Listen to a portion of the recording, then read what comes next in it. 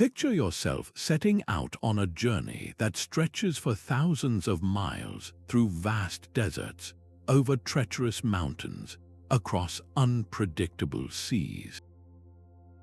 You're a pilgrim in the Middle Ages, driven by faith, hope, or sheer curiosity, traveling toward a sacred destination.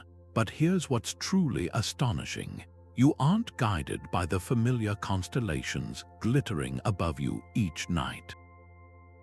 Instead, you carry something far more mysterious: elaborate, hand-drawn sky maps, celestial diagrams so precise and powerful they could guide your way even when the stars themselves were hidden.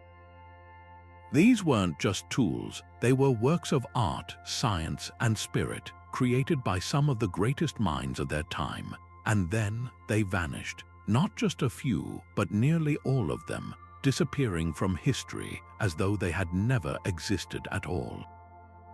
What were these sky maps, and how could something so vital, so revolutionary, simply fade from memory? That's the mystery we're diving into today, a story of innovation, devotion, and loss that stretches across continents and centuries.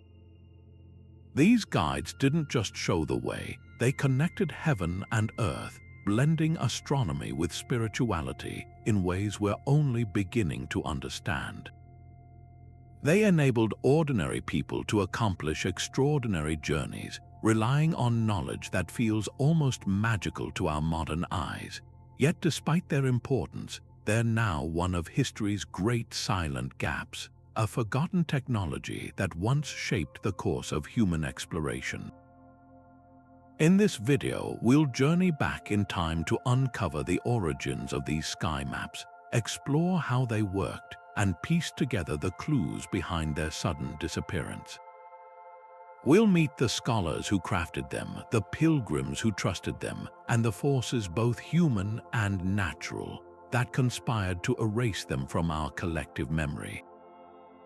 This isn't just a tale about the past, it's a reflection on how knowledge can be lost, how progress sometimes means leaving brilliance behind, and why these ancient guides still have something to teach us today. So settle in, we're about to unravel one of history's most captivating puzzles, and trust me, it's a journey you won't want to miss. To truly grasp the significance of these lost guides, we must first travel back to their very beginnings, to a time when long-distance travel was a monumental undertaking fraught with peril.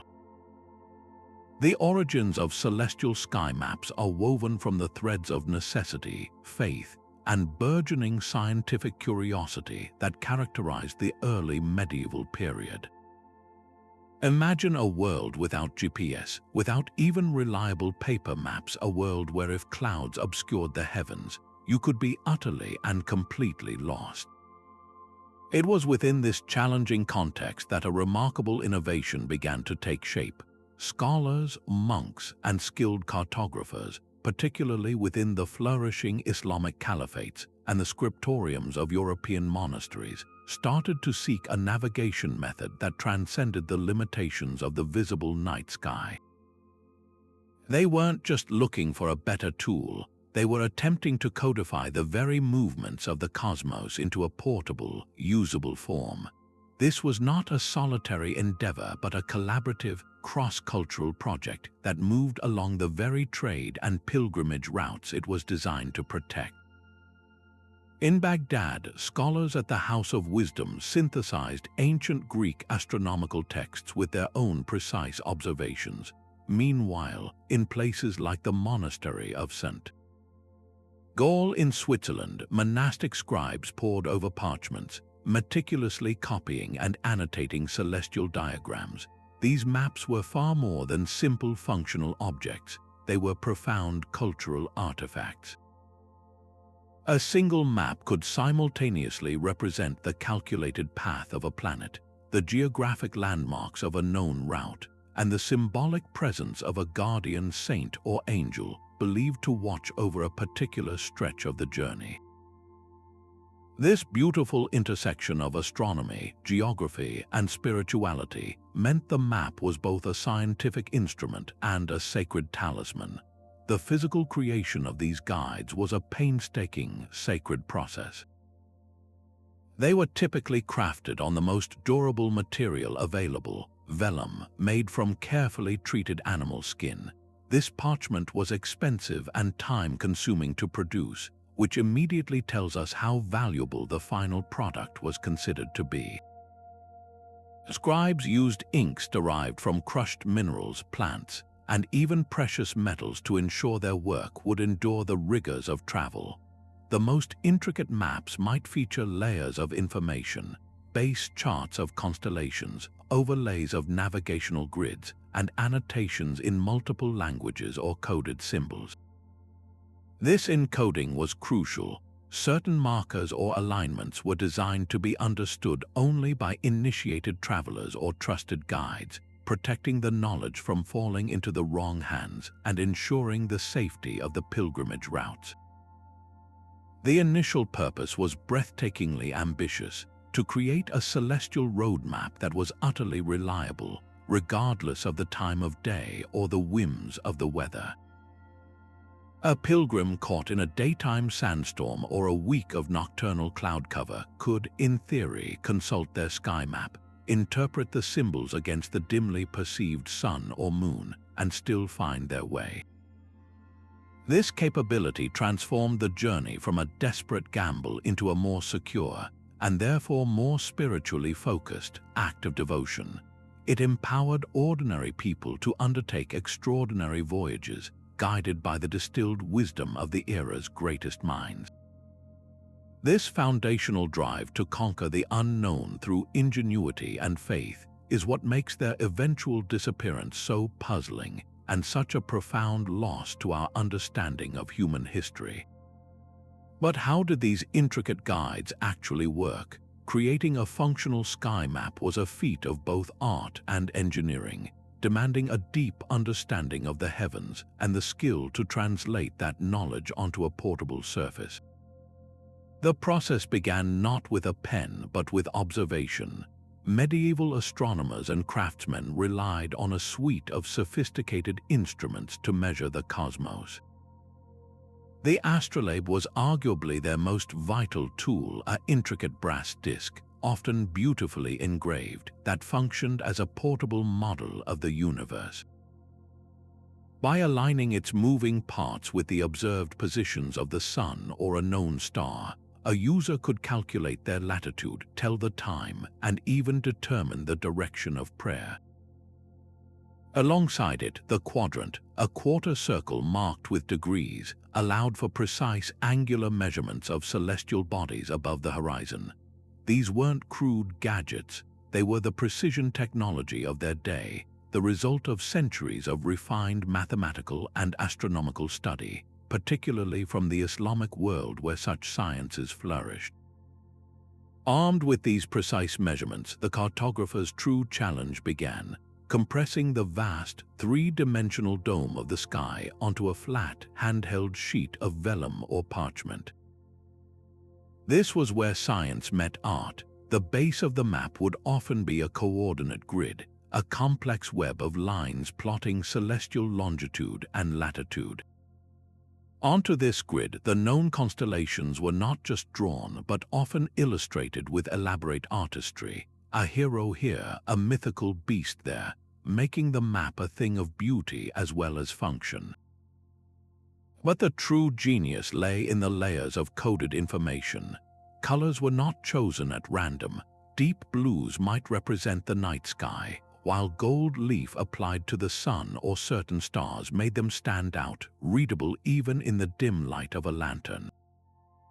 Annotations in the margins, sometimes in multiple languages or cryptic symbols, provided additional data: the dates of solstices, the predictable paths of planets like Venus or Jupiter, or the timing of lunar eclipses.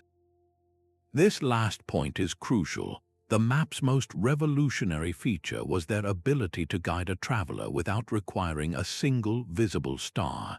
Let's take one specific example: lunar navigation. A map might include a detailed diagram of the moon's phases alongside a calendar. A pilgrim could observe the moon's shape on any given night, A waxing crescent, a full disk, a waning gibbous, and cross-reference it with the date on their map. This combination could tell them not just the time of month, but also, based on the moon's known position in the sky for that phase, provide a directional bearing. Other maps encoded information about the sun's changing position throughout the year.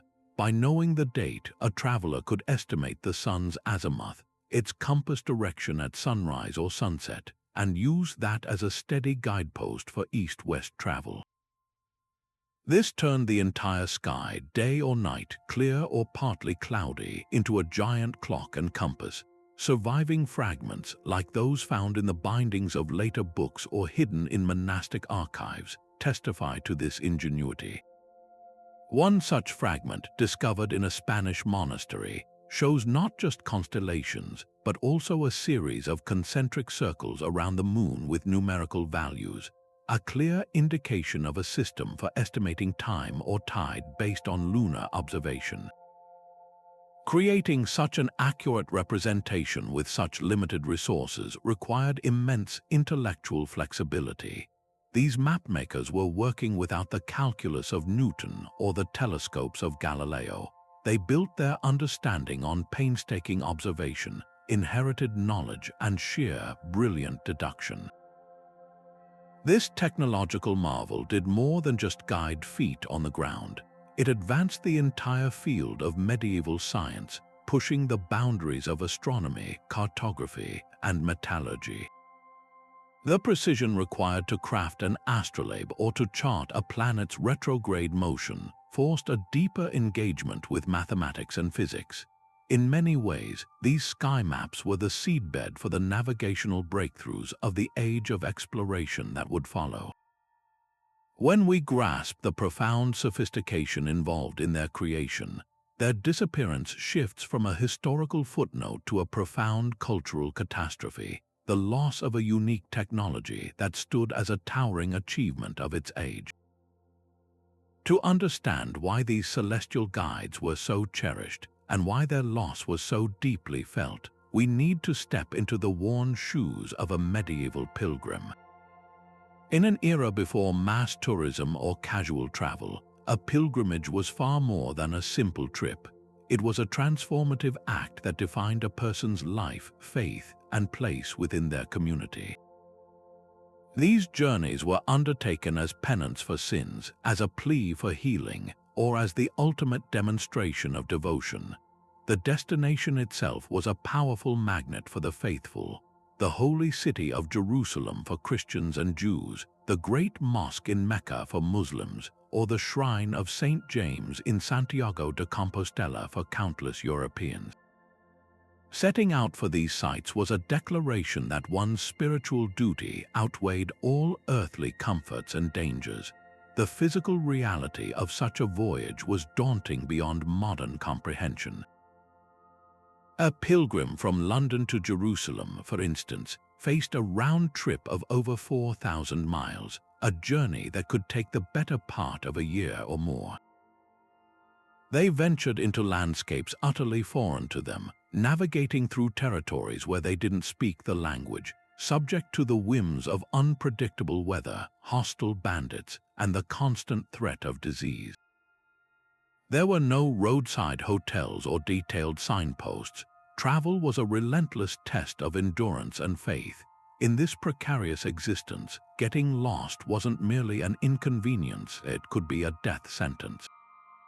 A wrong turn in a mountain pass or a misjudgment in a vast desert could lead to starvation, exposure, or attack. This is precisely where the sky maps shifted from being impressive scholarly artifacts to indispensable lifelines. Unlike a local guide who might only know a specific region, or a written itinerary that described landmarks which could change or be missed, the sky maps offered a constant, universal reference point. The sun, moon, and planets were the one set of landmarks that remained unchanged across any border or territory. A Christian pilgrim from France and a Muslim trader from Egypt, meeting on a dusty path in Anatolia, might not share a common language, but if both possessed the knowledge to read a celestial map, they could collaborate, using the sky above to confirm their route. This transcended cultural and linguistic barriers, creating a silent, international fellowship of the wayfarer. Historical records are filled with poignant testaments to their life-saving role. The diary of a 12th-century German nun named Egeria, who traveled to the Holy Land, describes a harrowing experience where her group was caught in a sudden, blinding sandstorm that erased all visibility of the terrain. While others panicked, their guide remained calm, consulting a worn vellum scroll. He waited for a brief break in the clouds to glimpse the sun's hazy position, cross-referenced it with the symbols on his map, and confidently realigned their course. She wrote that they owed their lives not to luck, but to that heavenly chart. Another account from an anonymous pilgrim traveling to Santiago de Compostela tells of a moonless night where his group became disoriented in a dense forest.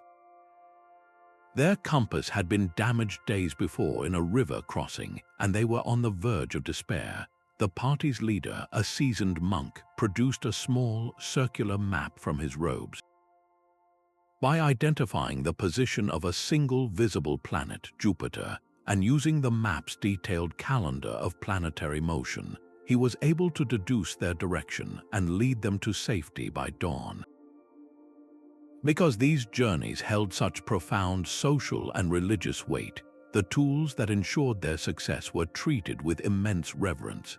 A reliable sky map was often a carefully guarded heirloom, passed down within a family or meticulously copied within a monastic scriptorium. Certain religious orders, like the Knights Templar, who were dedicated to protecting pilgrims on the road to Jerusalem, were rumored to possess master copies of incredibly detailed celestial charts, which they used to train their members and plan safe passage for large groups of travelers. The map itself became a sacred object, a tangible fragment of divine order in a chaotic world. It wasn't just a navigational aid, it was a physical promise of protection, a sign that heaven itself was guiding the pilgrim's steps.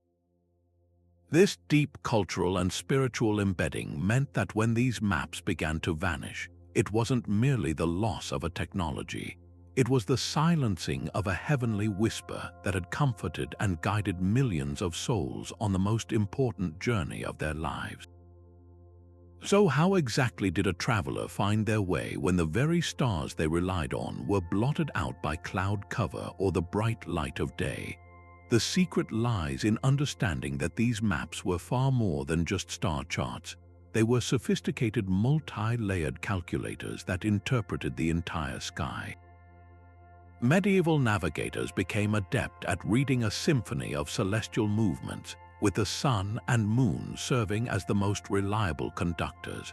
One of the most common techniques involved using the sun's changing position throughout the year. A map might contain a detailed annulma, a diagram shaped like a slender figure 8 that showed the sun's declination or its north-south position in the sky for every single day of the year. By simply knowing the date, a pilgrim could determine precisely where the sun would rise and set on the horizon that day. This turned the sunrise into a dependable compass point. On the summer solstice, for example, the sun would rise furthest to the northeast, providing a clear directional marker for anyone who knew to look for it. The moon offered another powerful, if more complex, set of clues. Its phases provided a built-in calendar and clock. A full moon rises almost exactly as the sun sets, offering brilliant illumination all night long and rising in the east just like the sun.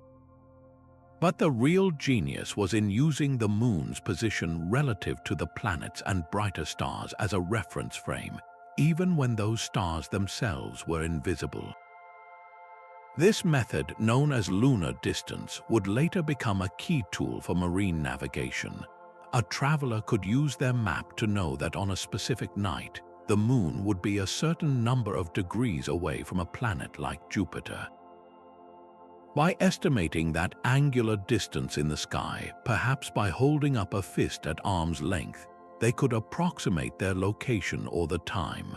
Some recovered fragments from Mediterranean port cities show grids of tiny dots around the moon's illustration, which scholars now believe are representations of these precise angular measurements for different nights of the month. Beyond these major bodies, subtle atmospheric phenomena were also encoded into the map's symbolism. The color and texture of the sky at dawn and dusk, the formation of high-altitude cirrus clouds, and even the behavior of birds could all be indicators of coming weather shifts. A map might include a marginal note or a specific symbol, like a wavy line next to a depiction of the sun, to warn that a certain sky color at sunrise often preceded a storm. This allowed pilgrims to anticipate bad weather and seek shelter, turning the map into a meteorological tool as well. The famous Perilous guides used by sailors in the Indian Ocean often combined standard celestial instructions with this kind of practical weather lore, creating a holistic guide for survival. The true mastery, however, was in combining all these elements. A trained user wouldn't just look for one sign, they would synthesize multiple cues. Imagine a pilgrim on a late autumn morning. The sky is overcast, but there's a faint, bright patch in the clouds indicating the sun's position. They check their map for the date and know the sun should be in the southern part of the sky. They note the direction of the wind by feeling it on their skin and see it matches a wind rose symbol on their map that correlates to that season. They might even observe the direction that moss is growing on trees or how snow has drifted on a slope, comparing these terrestrial signs to the celestial data on their vellum sheet. This multi-source triangulation of direction required not just a map, but a deeply ingrained knowledge system. The physical map was merely the anchor point for a vast amount of information that was passed down orally from master to apprentice: mnemonic rhymes, hand measurement techniques for judging angles, and stories that encoded navigational truth. This intricate partnership between the written object and the living, spoken tradition is a large part of what made these guides so powerful and ultimately so vulnerable to being lost. It was a complete science of wayfinding, a testament to human adaptability that allowed them to navigate the world by reading the grand, subtle language of the heavens themselves. Beyond their undeniable practical value, these celestial guides held a significance that reached deep into the human soul, transcending their role as mere tools to become sacred objects of immense spiritual power. In the hands of a pilgrim, a sky map was far more than a piece of vellum with ink. It was a physical fragment of the divine order, a tangible promise that heaven was actively participating in their journey. Many cultures believed these maps were not entirely man-made, but were instead divinely inspired or even directly gifted by celestial beings. In Islamic traditions, some stories spoke of the Al-Sufi's tome, a legendary celestial chart said to have been revealed to a pious astronomer in a dream by the angel Jibril, containing secrets of navigation that mirrored the pathways to spiritual enlightenment. Christian pilgrims often referred to their maps as angelic wheels, believing that the illustrated figures of archangels like Michael or Gabriel at the map's corners were not just decoration but active guardians whose presence was invoked through prayer and correct interpretation of the chart. The symbolism woven into every line and color was a language of faith. A constellation wasn't just a collection of stars, it was St. James riding his horse across the Milky Way, guiding the way to his shrine in Compostela. A specific, brightly drawn planet like Venus might be labeled not by its astronomical name, but as the Star of the Virgin, offering comfort and a celestial marker for those traveling to Marian shrines. These symbolic waypoints transformed the act of navigation into a form of active meditation. Following the path of a saint across the parchment was to walk in their spiritual footsteps, making the physical journey a metaphorical ascent. The map became a script for a sacred drama in which the pilgrim was the main character, guided by a heavenly cast. Folklore from along the old pilgrimage routes is rich with tales that attest to this belief in their miraculous nature. One popular story from the Rhineland tells of a group of pilgrims trapped by a sudden avalanche in the Alps. As hope faded, their leader, a young woman, began to pray over their sky map. The legend says the ink of the constellation Orion began to glow with an unearthly light, illuminating a previously unseen fissure in the snow that led them to safety, a miracle attributed to their faith and the sacredness of their guide. The creation of these objects was itself a holy ritual, often undertaken with the same solemnity as the crafting of a religious relic. The process frequently began with prayer and fasting. The vellum might be prepared from the skin of a lamb sacrificed during a specific religious festival, and the inks were sometimes infused with sanctified water or ground relics.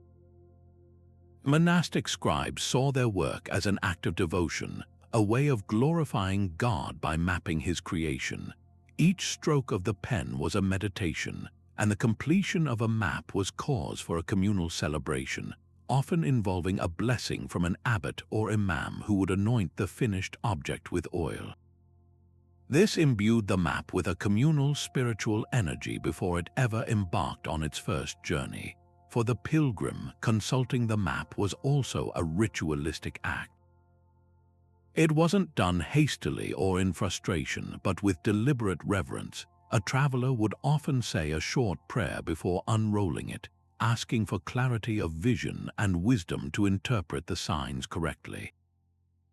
In this way, the map functioned as a focal point for faith, a constant reminder that the journey was under divine supervision. This profound spiritual dimension is what made their eventual disappearance so catastrophic. It wasn't merely the loss of a clever technology for finding north, it was the severing of a direct tactile link between the earthly traveler and the heavenly guide. The fading of these maps represented the quieting of a specific kind of faith, one that saw the cosmos as an intimate, readable, and benevolent text, written by the hand of God expressly for the seeker on the path. This period of flourishing, often called the Golden Age of celestial navigation, saw these remarkable sky maps transform from rare scholarly treasures into more widely utilized tools that genuinely shaped the movement of people and ideas across the known world. From roughly the 9th to the 14th centuries, a powerful convergence of factors created the perfect conditions for their refinement and dissemination. This was an era of expanding horizons, driven by a surge in long-distance trade along the Silk Road, a rising tide of religious fervor that sent pilgrims streaming across continents, and a genuine hunger for knowledge that connected the great intellectual centers from Europe to Asia. It was within this vibrant, interconnected world that the sky map evolved into its most sophisticated and beautiful form. The real engine of this innovation was the cross-pollination of ideas happening in great metropolitan hubs of learning. In Baghdad, the House of Wisdom stood as a beacon where scholars translated ancient Greek, Persian, and Indian texts, synthesizing centuries of astronomical knowledge. It was here that figures like the brilliant Persian polymath al-Biruni made staggering contributions. Al-Biruni didn't just study the stars, he calculated the Earth's circumference with astonishing accuracy and developed complex mathematical techniques for mapping celestial movements, methods that would directly influence the precision of navigational charts. Meanwhile, in the Caliphate of Cordoba in Al-Andalus, a similarly vibrant intellectual culture thrived. Jewish, Christian, and Muslim scholars worked side by side in a rare atmosphere of collaboration, debating, observing, and recording. Their work refined instruments like the Astrolabe, making them more portable and user-friendly for the traveler. And we cannot forget the enduring work within the scriptoriums of European monasteries, like the one led by the German monk Hermann of Reichenau. A renowned astronomer, mathematician, and musician despite being severely disabled, Hermann epitomized the medieval scholar's dedication. He compiled vast amounts of astronomical data, creating tables and charts that were copied and distributed, bringing complex celestial knowledge to a broader audience of educated pilgrims. This was not knowledge kept locked away in libraries. It traveled on the very routes it was designed to protect. A sky map crafted in Baghdad could find itself in the hands of a Venetian merchant in Constantinople, traded for spices or rare textiles. That same map might later be sold to a Franciscan monk in Rome, who would carry it on his journey to Jerusalem. Along the way, it would be studied, annotated, and copied by scholars in each new city, each adding their own local observations or symbolic flourishes. A map meant for use on the pilgrimage to Mecca might feature annotations in Arabic and include Qibla indicators for prayer, while a copy made for the road to Santiago de Compostela might be overlaid with illustrations of St. James and notes on shelters run by specific monastic orders. They became truly cosmopolitan artifacts, physical embodiments of a surprisingly globalized medieval world. This widespread availability and refinement had a dramatic, tangible impact on human mobility. For the first time, pilgrimage was not just for the extraordinarily brave, the wealthy, or the devoutly professional. More ordinary people, farmers, artisans, women felt empowered to undertake these spiritual journeys, confident that they possessed a reliable guide that could see them through. Historical records from the time show a significant increase in the number of people making these long voyages. Guidebooks from the era, which often included simplified celestial diagrams, list thousands of names on hostel registries, a testament to this new wave of mobility. The sky map was a key that unlocked the world, enabling an unprecedented exchange of not just goods but culture, faith, and knowledge.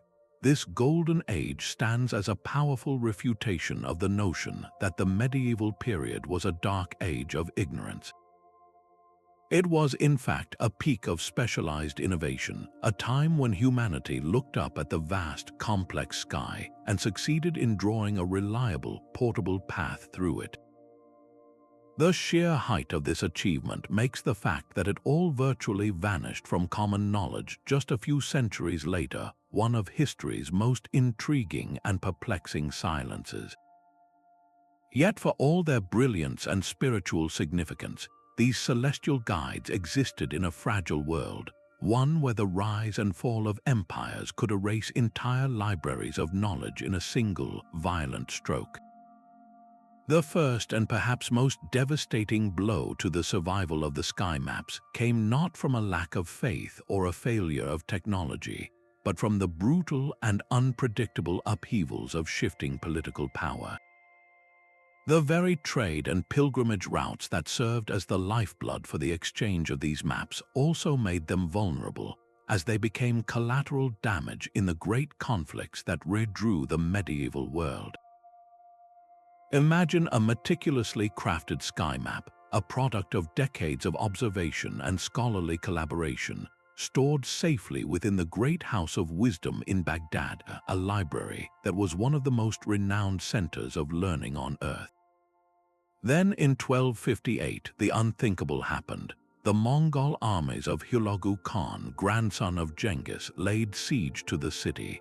When the walls fell, the invaders did not just sack the city, they systematically destroyed its intellectual heart.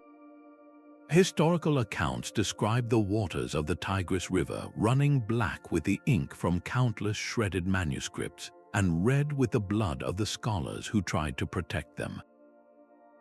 It wasn't merely an act of conquest, it was an intentional obliteration of a competing culture's knowledge and identity. In that single catastrophic event, untold numbers of unique celestial charts, astronomical tables, and navigational treatises were lost forever, erasing a foundational pillar of the map-making tradition. This pattern of political and military turmoil targeting knowledge repeated across continents and centuries. In Europe, the prolonged series of conflicts known as the Crusades, while ostensibly about controlling holy sites, created an environment of deep suspicion and hostility between cultures. Pilgrimage routes through the Holy Land, once avenues of cautious but genuine exchange, became front lines in a brutal holy war. A Christian pilgrim found carrying a map adorned with Arabic script, or a Muslim traveler with a document that featured Christian iconography, could be accused of espionage or heresy. These guides, designed to transcend borders, suddenly made their bearers a target. Many were confiscated and destroyed by zealous soldiers or fearful owners who dared not be caught with the wrong kind of knowledge. Furthermore, the Reconquista, the centuries-long campaign by Christian kingdoms to reclaim the Iberian Peninsula from Muslim rule, systematically dismantled the very intellectual culture that had produced so many advances in navigation. As cities like Cordoba and Toledo fell, the vibrant, collaborative atmosphere between Jewish, Christian, and Muslim scholars was extinguished. Libraries were purged, and texts that did not align with the new orthodoxies were condemned to the bonfire.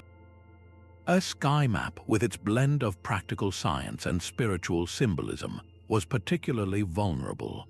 Its symbols could be easily misinterpreted by a suspicious new ruler as coded messages or pagan magic. This political instability had a cascading effect that went far beyond the immediate destruction of physical objects. The safe passage required for scholars to meet, debate, and share discoveries evaporated. The wealthy patronage from enlightened caliphs and abbots that funded the expensive, time-consuming process of creating these maps dried up as treasuries were emptied to fund armies. The great trade networks that carried ideas alongside spices and silk became fractured and dangerous, stifling the cross-cultural pollination that was essential for innovation. As the routes grew more perilous, the very need for these sophisticated long-distance navigation tools began to diminish. Pilgrims and merchants were forced to rely on more localized, simplified guides or riskier star-dependent methods that required clear skies. The intricate, holistic knowledge system surrounding the maps began to fray at the edges. Without a steady stream of new observations, corrections, and copies, the existing maps slowly became outdated, their data less reliable as the political will and peaceful conditions necessary to maintain them simply ceased to exist. The shifting political landscape didn't just destroy maps. It shattered the entire ecosystem that created, maintained, and transmitted them, ensuring that even the survivors would eventually become incomprehensible relics of a lost age of connection.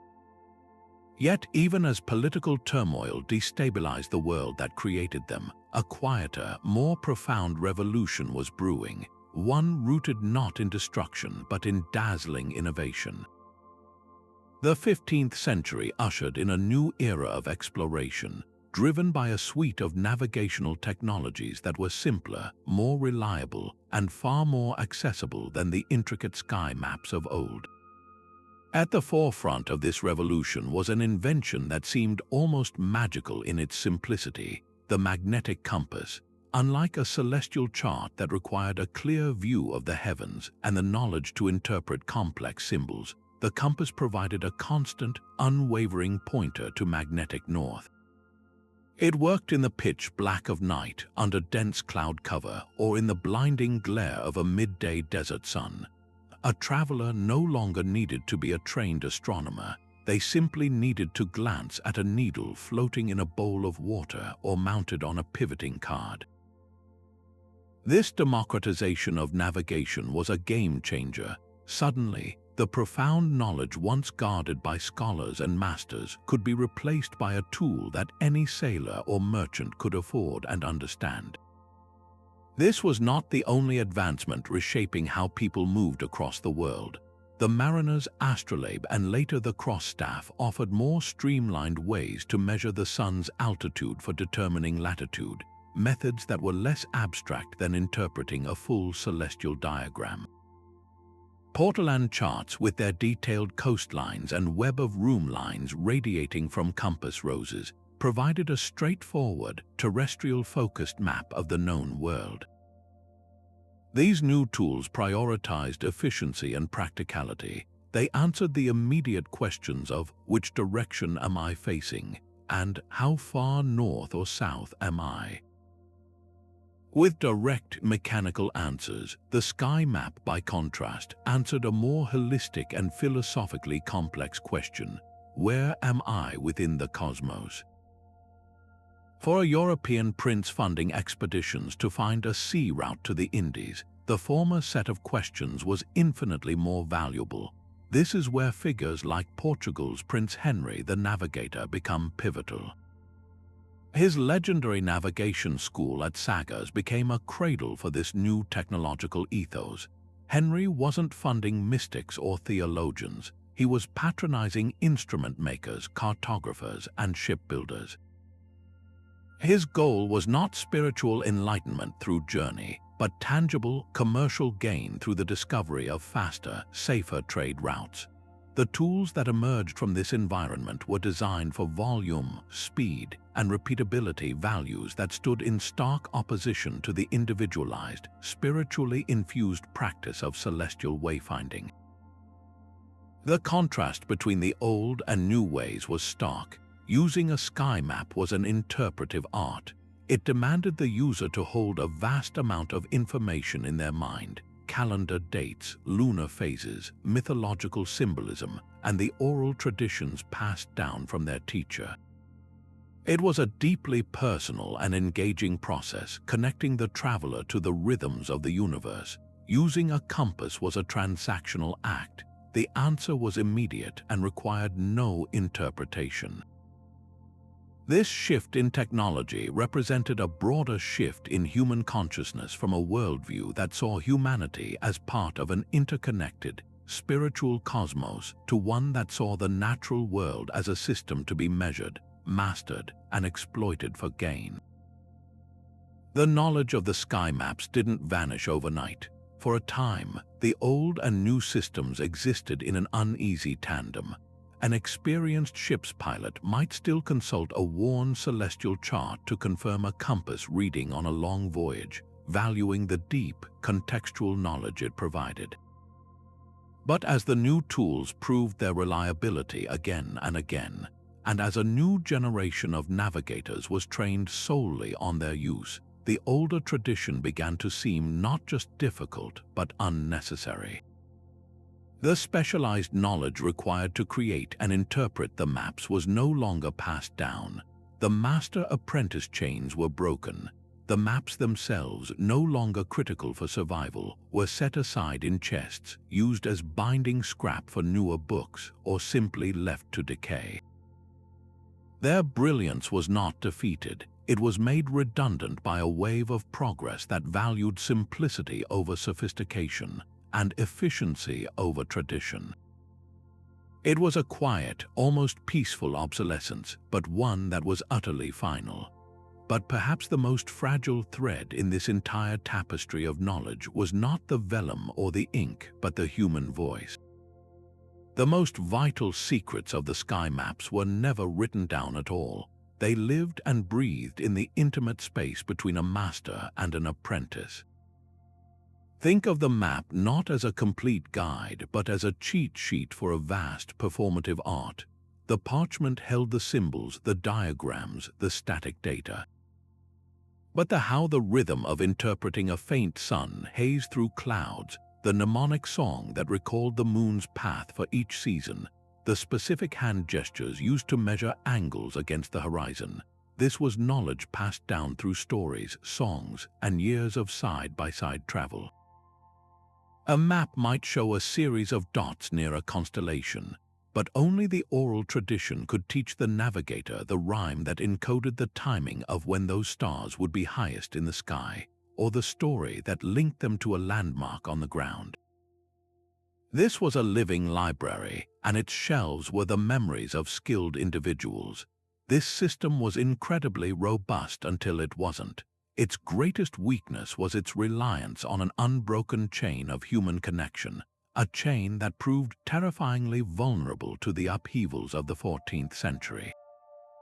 The single most catastrophic event was the Black Death, the great pestilence that swept across Eurasia in the 1300s, wiping out perhaps half of the entire population.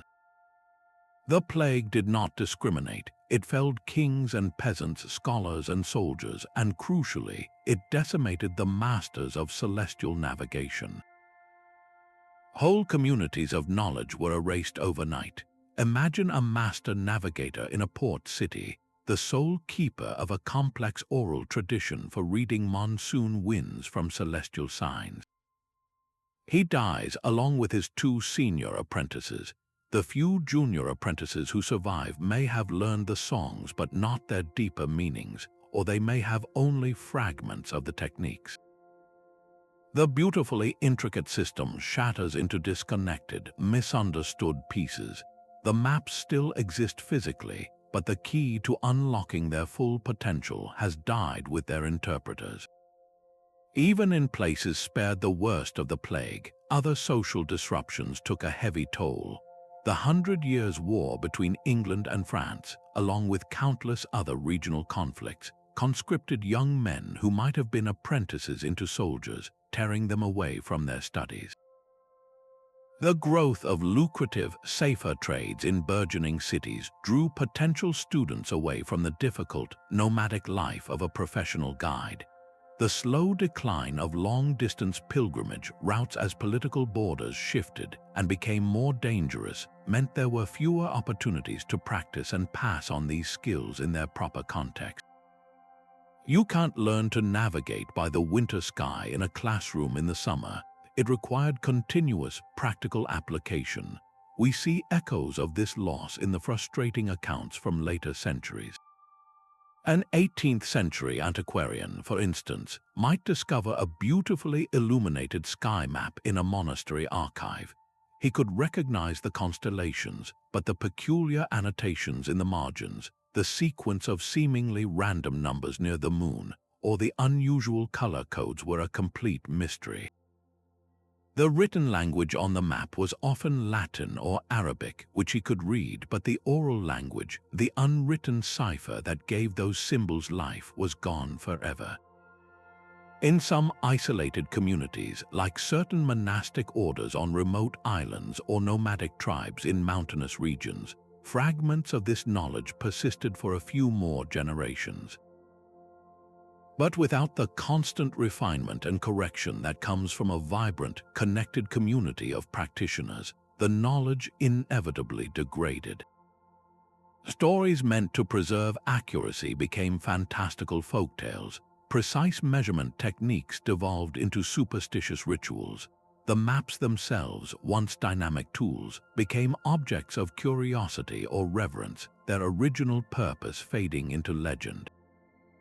This silent erosion of lived expertise was a death by 1,000 cuts. It meant that even when a physical map survived the flames of war or the decay of time, the wisdom required to make it sing had already vanished from the world, leaving behind a silent and beautiful shell. While the political chaos of war and the quiet advance of new technology both played their roles, another force was gathering that would strike directly at the very soul of these celestial guides, the fervor of religious reformation. In an age where faith was the bedrock of society, a shift in doctrine could be as destructive as any invading army, and the sky maps, sitting at the precarious intersection of science and spirit, were uniquely vulnerable. The 16th century Protestant Reformation in Europe, for instance, wasn't just a theological argument. It was a wholesale revolution against the established rituals and symbols of the Catholic Church. To the reformist eye, anything that smacked of superstition or seemed to claim a special channel to the divine outside of Scripture was viewed with intense suspicion. The intricate sky maps, often adorned with images of saints, angels, and arcane mystical symbols, fell squarely into this dangerous category. They were seen not as brilliant scientific tools, but as papist idols, physical objects that dangerously blurred the line between veneration and worship. In regions that embraced the new Protestant ethos, these navigational aids were frequently gathered up in waves of iconoclastic fervor. We have accounts from English dioceses where bishops' visitations included orders to clear parish churches and monastic libraries of all instruments of geomancy and starry magic, a category that sadly encompassed these priceless celestial charts. They were burned in public squares alongside statues and painted altarpieces, their ashes a testament to a new religious purity that had no room for such complex, symbol-laden artifacts. This pattern of religious suppression was by no means confined to Europe. Within the Islamic world, similar movements of purification and return to foundational texts periodically arose, with equally devastating consequences for knowledge that fell outside a newly narrow orthodoxy. The emergence of the Wahhabi movement in the 18th century Arabian Peninsula provides a powerful example, advocating for a strict, uncompromising interpretation of Islamic law. Its followers sought to purge society of all innovations they deemed to be bid'ah, additions to the faith not practiced by the Prophet Muhammad. This included many forms of mystical practice, philosophical inquiry, and even certain scientific traditions that relied on interpretation and symbolism. The sophisticated sky maps, particularly those influenced by Persian or Hellenistic astronomy, which incorporated astrological concepts or symbolic imagery, were condemned as forbidden innovations. They were seen as tools that could lead believers into the grave sin of shirk, or associating partners with God, by attributing too much power to celestial bodies or the intermediaries depicted on the charts. Libraries in captured towns were systematically scoured, and texts were often given a simple test.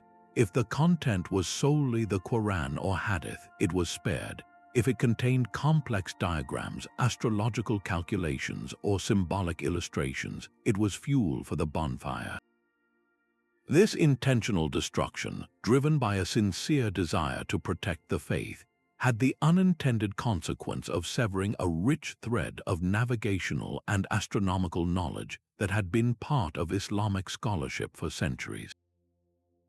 The response from those who cherished these maps was not always defiance. Often, it was fearful concealment. Faced with persecution, many owners chose to alter or hide their precious guides to save them from destruction. We find evidence of this in the historical record through fascinating physical alterations. A map might have the faces of saints carefully scratched out by a worried owner, hoping to make it appear theologically neutral, rendering its symbolic waypoints meaningless. Others were deliberately misfiled, hidden inside the bindings of less controversial books like prayer books or legal texts, where they remained undiscovered for centuries, their context and purpose completely lost.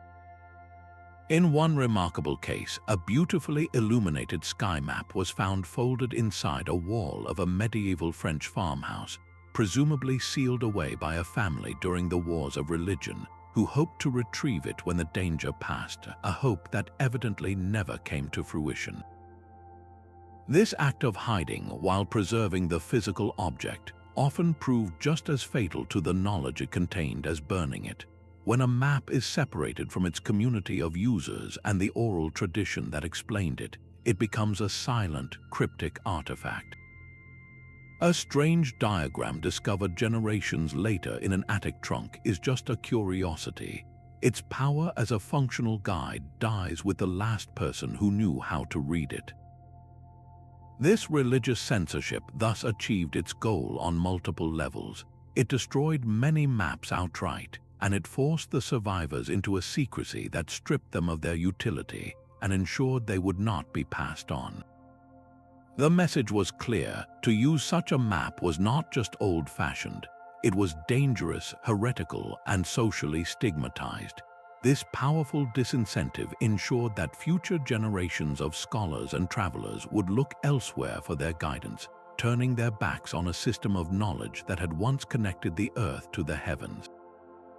While human conflict and technological progress actively dismantled the knowledge of celestial navigation, a far quieter, more patient enemy was always at work: the relentless, indifferent force of nature itself. These exquisite sky maps, for all their symbolic power and intellectual brilliance, were heartbreakingly fragile in a physical sense. They were crafted from organic materials: vellum from animal skins, paper from pulped rags, inks from organic compounds like oak gall or carbon black. These are not substances built to last for centuries, especially when faced with the damp, the dark, and the ever-present hunger of insects. Unlike stone carvings or metal plaques, these guides were destined to decay from the very moment of their creation, a race against time that most would ultimately lose. Primary sanctuaries for these documents, monastic libraries, royal archives, and private collections, were often the very places where their deterioration was hastened. These storage areas, while intended for preservation, were frequently damp, poorly ventilated, and subject to wild fluctuations in temperature. In a cold, stone-walled European monastery, winter dampness would seep into the parchment, encouraging the growth of mold that would slowly eat away at the fibers, leaving behind ugly stains and brittle pages that crumbled at the touch. In the drier climates of the Middle East, the relentless heat and aridity could make the vellum become brittle and crack, like old leather left in the sun. The agents of destruction were numerous and relentless. Bookworms, the larvae of various beetles, would tunnel through closed volumes, chewing meandering pathways through priceless texts, severing lines of text and reducing complex diagrams to Swiss cheese. Silverfish feasted on the sizing in the paper and the organic bindings of books, but perhaps the most insidious threat was simply the air itself. Humidity caused iron gall ink, a common and durable ink for its time, to become corrosive. Over decades and centuries, this ink could actually eat through the very parchment it was written on, creating holes where crucial symbols or annotations once sat. The rich pigments made from minerals like azurite or vermilion would fade when exposed to light, turning a brilliant blue sky on a map into a pale, ghostly gray, its navigational cues vanishing like a forgotten memory. Even the act of preservation could be damaging. Well-meaning librarians would sometimes remedy fading texts by tracing over the original ink with a fresh, darker application, inadvertently altering the original markings and introducing errors that would mislead future scholars. History is littered with catastrophic single events that served as immense bonfires of knowledge. While the burning of the Library of Alexandria occurred long before the medieval sky maps existed, it stands as the eternal symbol of this kind of loss, a single conflagration that erased a universe of thought. Similar, smaller-scale tragedies befell countless medieval repositories: the sacking of monasteries during the Viking raids, the Great Fire of London in 1666, which consumed private libraries, or a simple, accidental kitchen fire in a nobleman's estate could wipe out a unique collection in an afternoon. A single lightning strike on a timbered library roof could undo the work of generations of scholars. But for every map lost in a dramatic blaze, thousands more succumbed to a far less dramatic, but just as final, fate: simple neglect. As the maps became obsolete, they were often pushed to the back of shelves, stored in damp chests in cellars, or simply forgotten in attic spaces. They became curiosities rather than tools, their value no longer understood. A later monk tasked with cleaning a cluttered scriptorium might see a brittle, faded scroll with strange diagrams not as a priceless artifact, but as outdated clutter, fit only to be used as scrap for binding new books or as kindling for the winter fire. This slow, silent surrender to the elements meant that many maps didn't disappear with a bang, but with a whisper, their physical forms gradually relaxing back into the dust from which they came, leaving behind not even a ghost of the knowledge they once held so brilliantly. Yet the story doesn't end with their disappearance. In fact, it enters a new and thrilling chapter, a global, modern-day treasure hunt that spans continents and disciplines, driven by a simple, burning question: could any of these celestial guides have possibly survived? This is the search for the surviving fragments, a painstaking quest undertaken by historians, archaeologists, and even passionate amateur sleuths who refuse to let this knowledge be lost forever.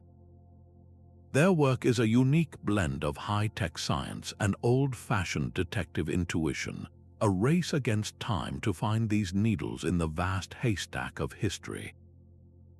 The search leads them to the most unlikely of places. It's not about finding a perfectly preserved map rolled up in a glass case. It's about discovering a single, faded scrap that was used to stiffen the binding of a later book, or a fragment tucked behind a loose stone in a monastery wall, placed there for safekeeping centuries ago by a fearful owner. These are the places where history hides its most precious secrets. One of the most exciting breakthroughs came not from a dusty library, but from the workshop of a book conservator at a cathedral in northern Spain. She was carefully restoring a hefty 13th century hymnal when she noticed something peculiar. The binding seemed unusually thick and stiff. Using delicate tools, she peeled back a layer of the leather cover and discovered that the bookbinder, centuries prior, had used discarded parchment to reinforce the spine. Flattened out, the scrap revealed itself to be a section of a celestial map, but unlike any she had seen before. It depicted the moon not as a simple crescent or circle, but with a series of intricate, concentric rings and tiny numerical notations around its edge. After analysis, experts realized they were looking at a highly sophisticated lunar calendar and a set of instructions for estimating time and direction based on the moon's apparent size and phase, a technique previously only alluded to in vague historical texts. This single, repurposed fragment opened an entirely new window into the technical ingenuity of these lost guides. To uncover secrets that the naked eye can no longer see, researchers now employ technologies that would seem like pure magic to the map's original creators. One of the most powerful is multispectral imaging. This process involves photographing a damaged or faded manuscript under different wavelengths of light, from ultraviolet to infrared. What appears to be a blank, stained, or charred piece of parchment to our eyes can suddenly reveal itself under specific light filters to be covered in intricate writing and diagrams, the ghostly traces of iron gall ink becoming vividly clear. Dr. Anya Sharma, a lead researcher on such a project at Oxford, describes the experience as time travel. She recounts the heart-stopping moment her team was examining what was catalogued as a blank in paper from a medieval logbook. Under infrared light, the page miraculously lit up with a beautiful, detailed wind, rose a compass of directional lines superimposed over a faint drawing of the constellation Ursa Major.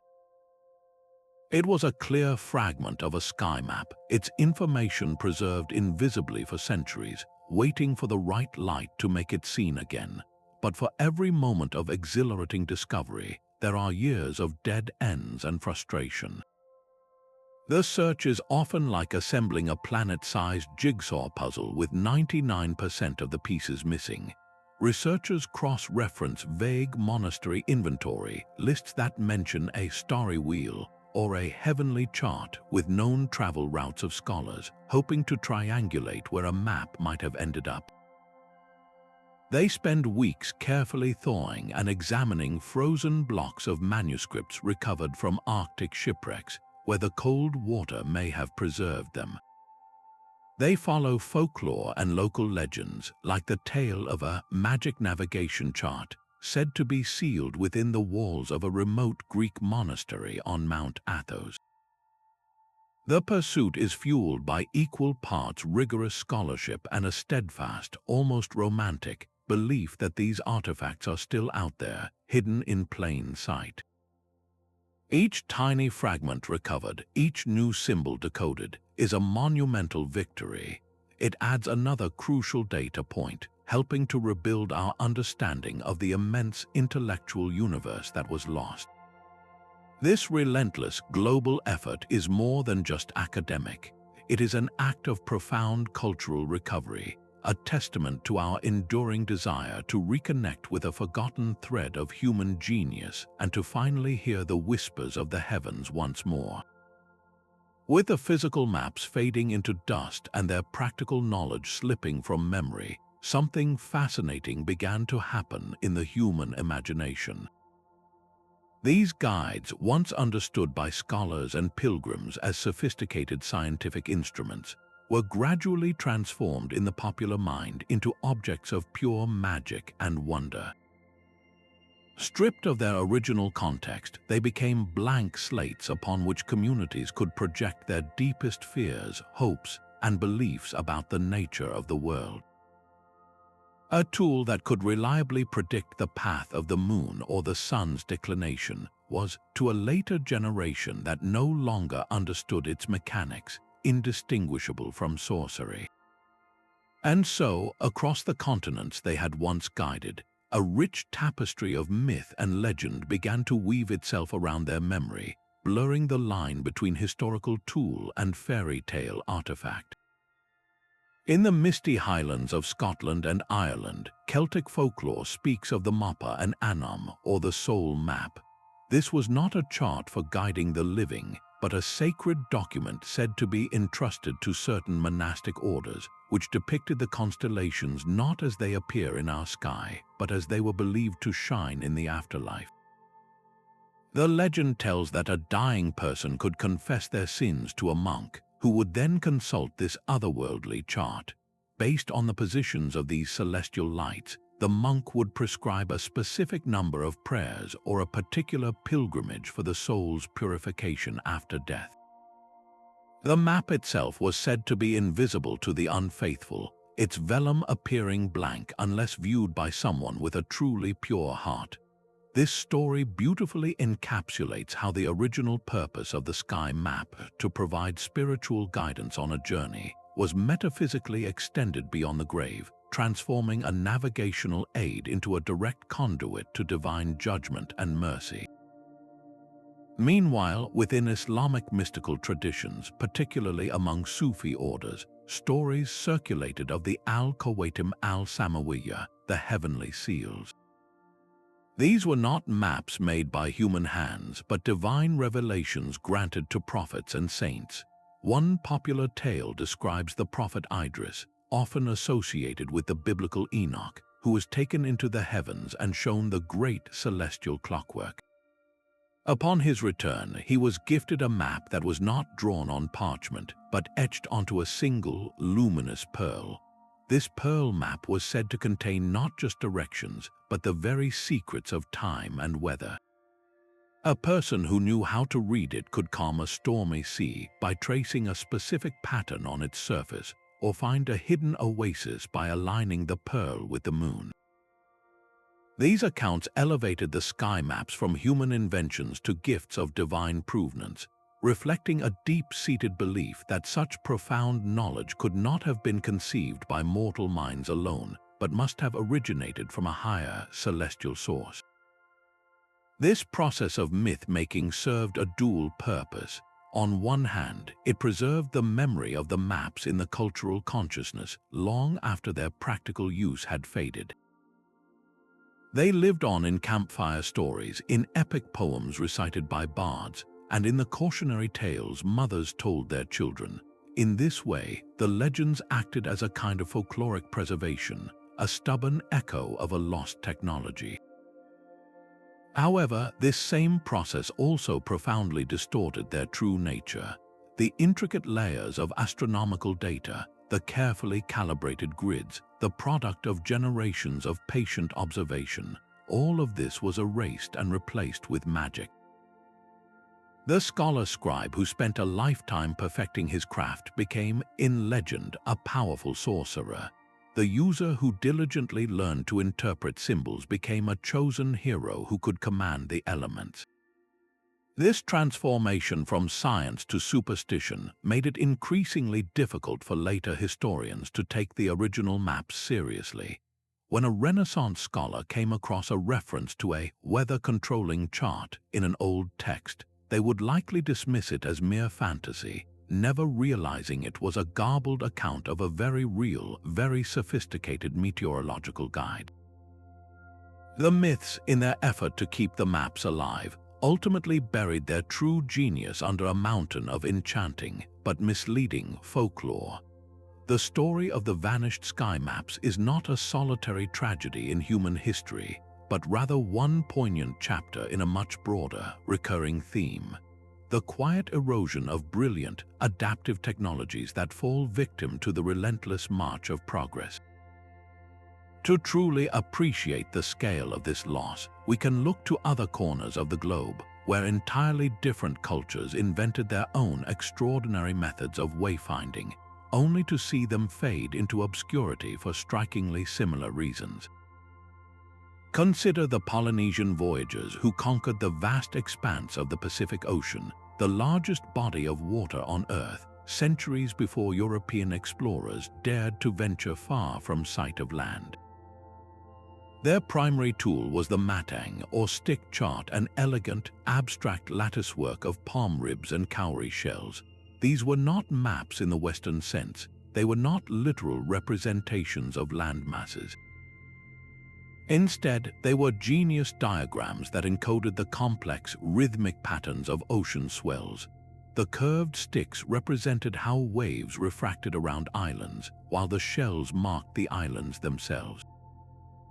A master navigator, trained from childhood, would feel the movement of his canoe and read the chart with his fingertips, interpreting the ocean's subtle language to pinpoint his location with astonishing accuracy.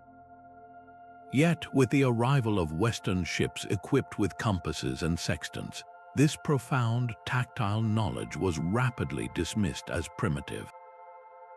The stick charts, which required a lifetime of sensory training to understand, were replaced by printed maps that anyone could theoretically read, leading to the near-total loss of a unique wave-based navigation system that had enabled one of humanity's greatest maritime expansions. Similarly, the Vikings, those legendary Norse explorers, are often said to have used a mysterious tool called a solarstein or sunstone. While no definitive archaeological example has been found, compelling historical accounts and modern experiments suggest it was a crystal, like cordierite or Iceland spar, which possesses a property called double refraction. On a completely overcast day, when the sun was utterly invisible to the naked eye, a navigator could hold this crystal to the sky and rotate it. By finding the angle where the light passing through the crystal polarized equally, they could pinpoint the sun's location with remarkable precision, establishing a reliable reference point for direction. This was a brilliant technological adaptation to the foggy, grim conditions of the North Atlantic. But as magnetic compasses became standard equipment on European vessels, the knowledge of how to use these sunstones, likely passed down through oral tradition among a small group of expert pilots, simply withered away. It became a forgotten skill, a cryptic mention in a saga, because the new technology was simpler, more reliable, and didn't require a specialized, intuitive understanding of light and crystals. What connects the fate of the medieval sky map to the Polynesian stick chart and the Viking sunstone is a common pattern of obsolescence. In each case, a complex, deeply embedded knowledge system, one that required years of mentorship and was often intertwined with cultural and spiritual beliefs, was replaced by a technology that was more accessible, more standardized, and crucially, divorced from its cultural context. The compass gives you north without requiring you to understand wave patterns or the polarization of light. The printed map shows you a coastline without needing you to memorize 1,000 stars. This shift represents a trade-off, a move from deep, contextual mastery towards broad, democratic utility. We gain ease and reproducibility, but we lose a certain intimacy with the natural world, a way of knowing that is sensory, holistic, and deeply personal. Yet, the celestial sky maps of the Pilgrims stand apart in one crucial aspect: their profound spiritual dimension. The Polynesian stick chart was a masterclass in practical physics. The Viking sunstone was a clever optical tool. But the medieval sky map was both a scientific instrument and a sacred text. It didn't just guide a traveler's body, it was meant to guide their soul, connecting their physical journey to a cosmic order governed by divine will. Its symbols were prayers, its diagrams were illustrations of heaven, and its use was a form of devotion. This dual nature as both a tool and a talisman made its disappearance uniquely complex. It wasn't just made obsolete by a better compass, it was suppressed as heresy, its spiritual language rendered illegitimate by new religious orthodoxies.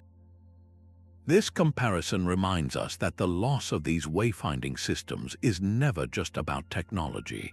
It is about the loss of entire worldviews, of unique relationships between humanity and the cosmos, written not in books, but in the movement of waves, the bend of light, and the silent, steady dance of the stars. Each time one vanishes, a particular way of seeing and being in the world grows quieter, leaving us with a profound question about what we sacrifice in the name of progress. The gradual disappearance of celestial sky maps didn't just erase a technology, it fundamentally rewrote the geography of faith itself, reshaping the very paths millions of pilgrims walked and the nature of their spiritual journeys. Imagine the moment a seasoned traveler, perhaps the descendant of a family who had made the voyage to Jerusalem for generations, realized the intricate vellum chart they once relied upon was now an incomprehensible relic. The knowledge to interpret its symbols had faded with their grandfather, and no new maps of its kind were being made. This was the new reality on medieval pilgrimage routes, a world suddenly become larger, more dangerous, and far less certain.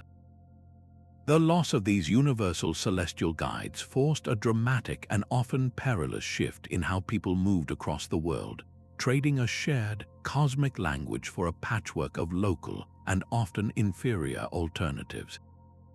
Without the constant, reliable reference of the sky maps, pilgrims were thrown back on a combination of less effective tools.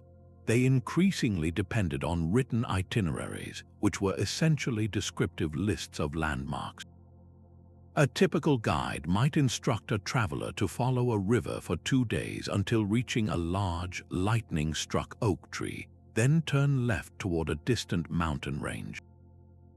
The problem, of course, was that rivers flood and change course, oak trees fall or are cut for firewood, and mountain ranges can look remarkably similar from a distance. Other pilgrims placed their trust in hired local guides. While some were undoubtedly knowledgeable, this system was ripe for exploitation. There are numerous accounts from the 14th and 15th centuries of guides abandoning their charges after receiving partial payment, or worse, leading them into ambushes set by bandits who knew the well-worn path. The famous 12th century Pilgrim's Guide to Santiago de Compostela had once been a companion to celestial navigation.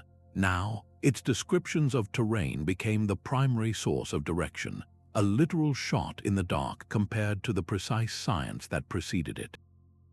The tangible consequences of this navigational decline are starkly visible in the historical record. Church and monastic ledgers along major routes like the Via Francigena to Rome show a marked increase in expenditures for traveler aid and burial services in the period following the sky map's obsolescence. Travel times became significantly longer and more unpredictable. A journey from Canterbury to Rome that might have taken 2 months with confident celestial navigation could now stretch to 3 or 4 as groups became lost, backtracked, or waited for days for clear weather to get their bearings from the stars, a skill that was itself becoming less common. The number of pilgrims opting to travel in large, armed caravans soared, not for camaraderie but for sheer safety in numbers. This wasn't a choice, it was a necessity born from a new and terrifying vulnerability. The road, once a path of devotion, had become a gauntlet of heightened risk. This retreat from a universal system to a fragmented one also had a profound and often overlooked cultural impact. The celestial map had been a great equalizer and a catalyst for exchange. A pilgrim from England and a merchant from Syria could, in theory, collaborate using the same cosmic signs, sharing food, stories, and protection. With that shared language gone, interaction became more limited. Pilgrims now huddled in groups of their own nationality and language, relying on guides who only knew local dialects. The rich cross-pollination of ideas, stories, and customs that once flourished along these highways began to diminish. The pilgrimage route transformed from a vibrant, international artery into a series of isolated, fearful streams. The loss was more than logistical. It was a thinning of the cultural tapestry that had been woven over centuries of shared journeying. For the individual pilgrim, this new reality created a stark dichotomy. On one hand, the journey became a more intensely personal and arguably purer test of faith. Without a scientific guarantee of direction, the traveler was forced into a state of total reliance on divine providence. Every safe arrival at a wayside shelter, every avoided wrong turn, could be interpreted as a direct miracle, a personal sign of grace. This intensified the spiritual dimension for some, making the pilgrimage a more visceral and trusting act.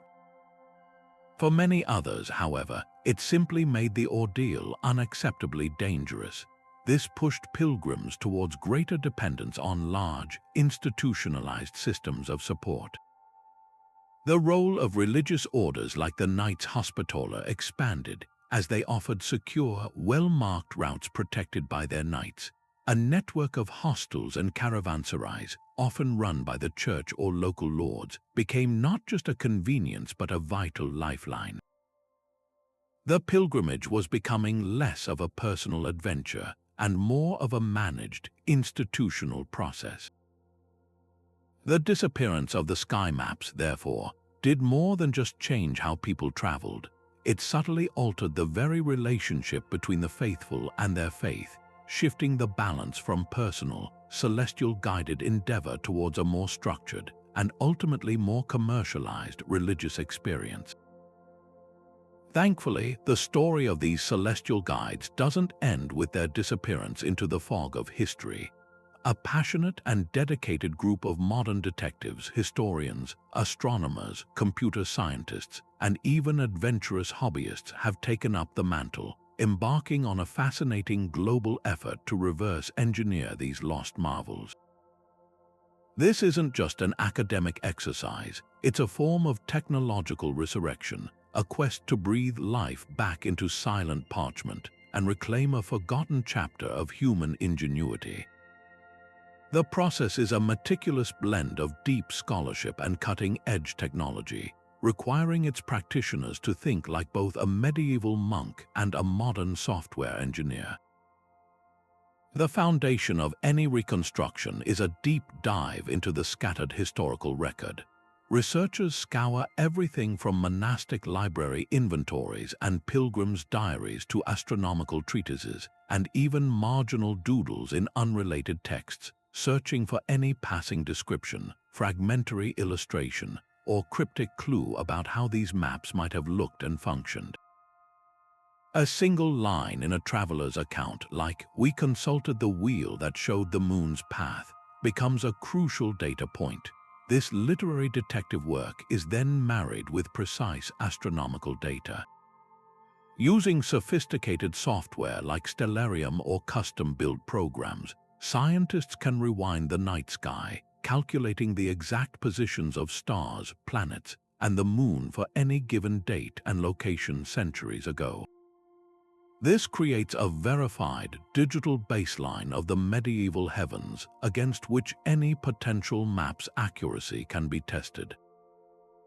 One of the most ambitious projects is led by a multidisciplinary team at the University of Cambridge, which has developed open-source software specifically designed to simulate the sky as it would have been seen from major pilgrimage starting points like Canterbury or Vézelay across different seasons. Dr. Evelyn Reed, an astrophysicist on the project, explains the immense challenge. The most significant hurdle is something called precession, the gradual wobble of Earth's axis over a 26,000-year cycle. The sky a medieval pilgrim saw is not the sky we see today. The North Star, Polaris, was farther from true north. Constellations occupied slightly different positions. Our software must account for this drift with extreme precision, or any map we create based on modern star charts would be useless. Beyond the math, there's the interpretive challenge. Surviving fragments often feature symbols whose meanings are hotly debated.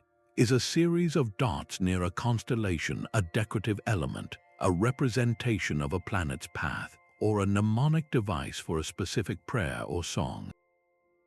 There are no easy answers, only informed hypotheses that must be tested.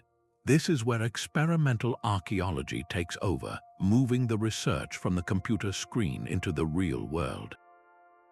Enthusiastic volunteers, armed with carefully crafted physical replicas of the proposed sky maps, have embarked on sections of historic pilgrimage routes, attempting to navigate solely by their instructions.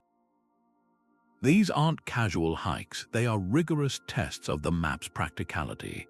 Early attempts often ended in frustration, with volunteers becoming hopelessly lost, revealing flaws in the initial interpretations. But each failure provided valuable data, forcing researchers back to the drawing board to tweak their designs. A notable success story came from a group retracing a stretch of the Camino de Santiago in northern Spain.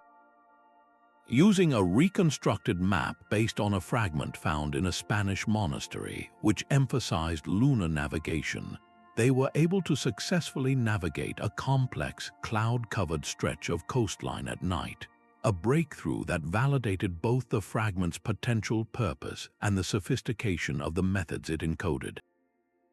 This modern revival is more than a technical achievement. It's a profound tribute to human curiosity and a powerful validation of medieval science. Every time a reconstructed map successfully guides a traveler, it silences the outdated notion of the Middle Ages as a period of ignorance. It proves that these creators were not mystics or sorcerers, but brilliant scientists and engineers whose work was utterly rational and breathtakingly effective. The collaborative spirit of this endeavor, with academics sharing data online with amateur historians and programmers across the globe, beautifully mirrors the original cross-cultural exchange that created the maps in the first place. While we may never find a complete, pristine sky map, these reconstructions allow us to hold a functioning echo of one, to feel the weight of the vellum and trace the ink with our fingers, reforging a tangible connection to the pilgrims who once looked to the same heavens, guided by the same brilliant, whispered knowledge. But perhaps the most tantalizing possibility is that not all of this celestial knowledge vanished into the ether of history. What if, instead of being completely lost, some of it was deliberately hidden away, guarded in secret by select groups who understood its immense value?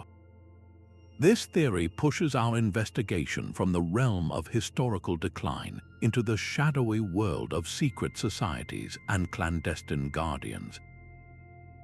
The idea is compelling that monastic orders, knightly brotherhoods, or esoteric mystical circles recognize the map's power, both spiritual and strategic, and chose to withdraw them from public view, preserving them in hidden libraries or encoding their principles into symbols known only to the initiated. This isn't just the stuff of fantasy novels. It's a thread that appears with surprising consistency in the margins of historical records, suggesting a hidden, parallel history for these navigational marvels. Among the most famous candidates for such guardians are the Knights Templar. This powerful medieval order, known for their military prowess and vast financial network, was also deeply involved in facilitating and protecting pilgrim travel to the Holy Land. It stands to reason that they would have possessed and prized the most advanced navigational tools of their era. While no definitive Templar sky map has ever been discovered, circumstantial evidence is intriguing.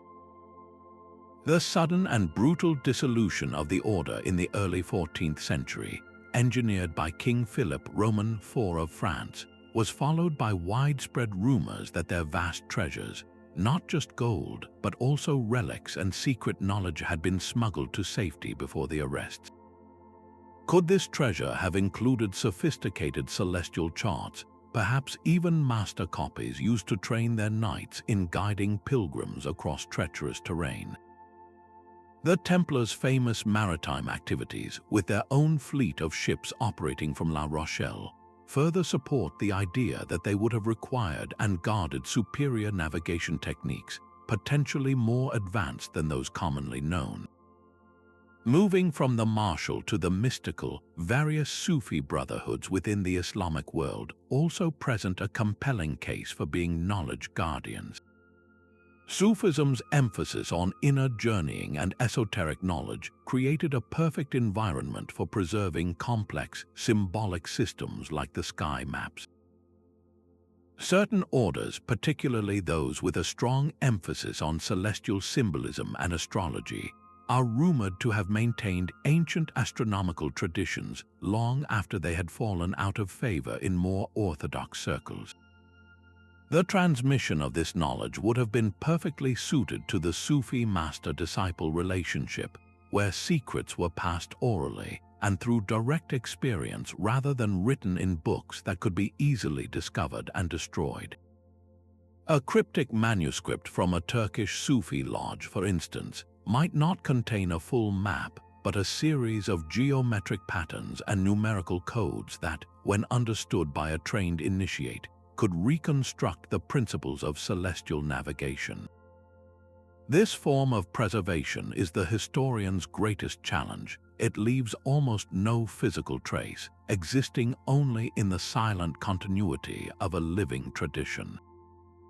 The most famous and visually stunning piece of evidence for this theory of hidden knowledge lies not in a document but in stone.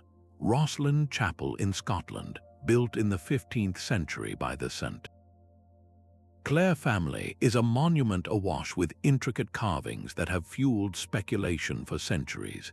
Among its thousands of sculptures are numerous botanical, geometric, and celestial designs. Most famously, a series of intricate patterns on certain arches and pillars has been interpreted by some researchers as representations of celestial bodies, or even encoded musical harmonies.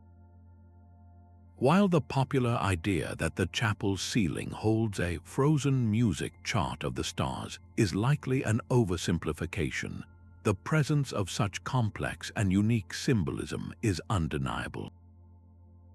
Could these carvings be a stone-coded library, a way of preserving dangerous knowledge like that contained in sky maps in a permanent, public yet hidden form? The timing is suggestive. Rosslyn was constructed right as the knowledge of these guides was fading from common use. It is not impossible that its builders, with their suspected connections to traditions like the Templars or earlier esoteric knowledge, sought to preserve a fading wisdom in the only way they believed would last, by literally setting it in stone, creating a puzzle for future generations to decipher. Of course, we must tread carefully here. The line between historical investigation and speculative fiction is often blurry when it comes to secret societies. Many of the most dramatic claims are based on legend, hearsay, and a healthy dose of modern romanticism. The lack of a smoking gun, a clearly labeled Templar sky map, or a Sufi manual of celestial navigation means this entire area remains in the realm of compelling possibility rather than proven fact. Yet, even if the specific stories about the Templars or Rosslyn are more myth than history, they point to a deeper, more important truth. The very persistence of these rumors across different cultures and centuries speaks to a fundamental human intuition that knowledge this valuable could not simply have been allowed to disappear completely. The idea of secret guardians fulfills a need for hope, a belief that the brilliance of the past might still be out there, waiting to be rediscovered. It transforms the story from a tragedy of loss into an ongoing mystery, an invitation to keep looking, to keep questioning, and to remain open to the possibility that history still holds secrets in its silent, watchful keeping. Though the physical sky maps themselves largely vanished from common use, their intellectual DNA did not simply evaporate. Instead, it seeped into the very foundations of the new navigational and cartographic revolution that followed, creating a hidden inheritance that would guide the great voyages of the Renaissance. The principles these medieval scholars had so painstakingly developed of plotting a course by the heavens, of encoding information in symbols, of creating a portable, reliable guide to the world were simply too powerful to be entirely lost. They were absorbed, adapted, and repurposed, often by people who had no idea of the original source of the genius they were employing. This story is not one of abrupt replacement, but of a quiet, continuous evolution where the old secretly midwifed the new. One of the most direct and visible heirs to the sky map tradition was the magnificent Portolan chart. These detailed maritime maps, which began to appear in the 13th and 14th centuries, are renowned for their stunning accuracy coastlines and their web of room lines radiating from compass roses. But look closer at those features. The wind rose, that iconic star-shaped diagram showing the directions of the winds, is a clear conceptual descendant of the celestial coordinate grids found on sky maps. It translated the abstract concept of direction from the celestial sphere down to the two-dimensional surface of a sailing chart. Similarly, the room lines, the straight lines radiating from the wind roses that allowed a navigator to plot a constant compass bearing, functioned much like the alignment guides on a celestial map. They provided a constant geometric reference frame on a featureless sea, just as the grid on a sky map provided a constant reference in a featureless sky. The Portolan charts were terrestrial, but their underlying logic of creating a reliable, grid-based system for orientation was a direct carryover from the celestial thinking of the previous era. This influence extended beyond mere lines on a map and into the very tools Renaissance explorers carried in their hands: the mariner's astrolabe and the cross staff, the essential instruments for measuring the sun's altitude to determine latitude, were not invented whole cloth in the 15th century. They were refined, marine-hardened versions of the sophisticated astrolabes and quadrants that had been used for centuries by the very scholars who created the sky maps. The knowledge of how to use them, the mathematics of calculating latitude from a solar observation, was preserved in the astronomical tables and texts that survived the various purges and disasters, often tucked away in monastic libraries or traded among a small community of savvy instrument makers. When Prince Henry, the navigator's cartographers in sagas, were compiling data for their expeditions, they were standing on the shoulders of Muslim and Jewish astronomers from centuries prior, whose work had been the bedrock of the sky map tradition. The explorers themselves, men like Columbus and da Gama, may not have known the name al-Biruni or understood the full history of the tools they used, but they were the beneficiaries of a centuries-long project to understand and map the heavens. Even the symbolic language of navigation shows this subtle inheritance. The practice of marking maps with elaborate illustrations, sea monsters in uncharted waters, flags denoting foreign kingdoms, drawings of exotic animals, is often seen as mere decoration. But it served a deeper purpose, one that echoed the spiritual and practical symbolism of the sky maps. On a pilgrimage guide, a drawing of St. James might mark both a celestial waypoint and a spiritual guardian for a specific stretch of the journey. On a Renaissance nautical chart, a drawing of a mermaid near a reef might serve as both a warning of a physical hazard and a symbolic nod to the superstitious fears of sailors. Both systems used art to encode multiple layers of information, blending the practical with the symbolic to create a richer, more memorable guide for the traveler.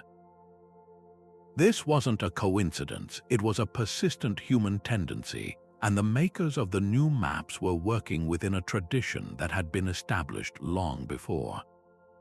The greatest testament to this hidden legacy, however, is not found on any single map or instrument, but in a fundamental shift in mindset that the sky maps helped to create. They were among the first tools to promote the radical idea that the entire world, even the vast, intimidating ocean, could be systematically organized, measured, and conquered through human reason and observation. They taught that the cosmos operated by predictable, knowable laws that could be captured on a portable sheet. This was a monumental conceptual leap, moving from a world governed by mystery and fear to one that could be mastered through knowledge. This confident, empirical world view was the essential fuel for the age of discovery. It gave explorers the intellectual courage to sail into the unknown, trusting not just in faith, but in their tools and their charts. The sky maps, in their own vanishing, bequeathed to the Renaissance the most important tool of all, the unshakable belief that the world could be mapped and that those maps would hold true. Their legacy was not a specific chart, but the very idea of a map as a powerful, reliable key to unlocking the secrets of the planet. Imagine the profound mental shift required to trust your entire journey, your very survival, to a piece of vellum and your ability to decipher its cryptic language. This was the daily reality for a pilgrim guided by a sky map, a practice that demanded a psychological fortitude almost alien to our modern minds. Unlike today's GPS, which offers the cold, passive comfort of a blinking dot on a screen, using a celestial chart was an intensely active, all-consuming engagement with the world. Every sense had to be heightened. A traveler learned to read the slightest lightning in a cloud bank that hinted at the sun's position, to feel the shift of wind direction on their skin, to interpret the behavior of birds or the growth patterns of moss on trees, constantly cross-referencing these earthly clues with the celestial data on their map. This wasn't just navigation, it was a state of hyper-aware mindfulness, a continuous conversation between the pilgrim, their tool, and the environment. The mental load was enormous, requiring a formidable memory for the map's complex symbols, a deep understanding of the liturgical calendar to track solar and lunar movements, and the razor-sharp focus to perform intricate calculations of time and angle under conditions of extreme fatigue, fear, and physical discomfort. This constant, vigilant effort fostered a unique form of resilience and self-reliance. There was no external system to blame for a wrong turn, no algorithm to question. Success or failure rested squarely on the pilgrim's own skill, knowledge, and attentiveness. This bred a powerful sense of competence and agency. Historical accounts, like those from the diary of the Armenian pilgrim Simon of Poland, speak to this. He describes the immense pride and spiritual elation he felt after successfully navigating a treacherous mountain pass in the Balkans using only his map and a sliver of the waning moon, a feat that filled him with a confidence that sustained him for weeks. This deeply personal victory stood in stark contrast to the passive, almost dismissive relationship we have with modern navigation. We obey the disembodied voice of a GPS without question, often losing all sense of direction and place, our critical faculties disengaged. The medieval pilgrim, by contrast, was never a passive passenger. They were the central, active participant in their own journey, a co-creator of their path through constant interpretation and decision-making. This active engagement built a resilient, adaptable mindset, a type of mental muscle that is largely atrophied in our world of automated convenience. At its core, however, this entire practice was underpinned by an immense and profound act of faith. This faith operated on two simultaneous levels. First, there was faith in the map itself, a belief that the anonymous scholar who crafted it centuries ago had done his work with impeccable accuracy, that the countless copies and annotations had not introduced fatal errors. But more deeply, there was a faith in the divine order of the universe. The map was not seen as a human invention, but as a revealed key to understanding God's creation. To trust that the moon would follow its predicted path, or that the sun would rise at its appointed place, was to trust in the unwavering reliability of a celestial system governed by a higher power. This transformed moments of navigational success into powerful spiritual experiences. When a pilgrim, after days of cloud cover, finally glimpsed the sun and confirmed their location exactly where the map predicted, it wasn't just a technical victory. It was a moment of divine affirmation, a tangible sign that they were watched over and guided. This created a powerful feedback loop. Successful navigation strengthened faith, and that strengthened faith, in turn, reduced the paralyzing stress of the journey, allowing for clearer thinking and better observation.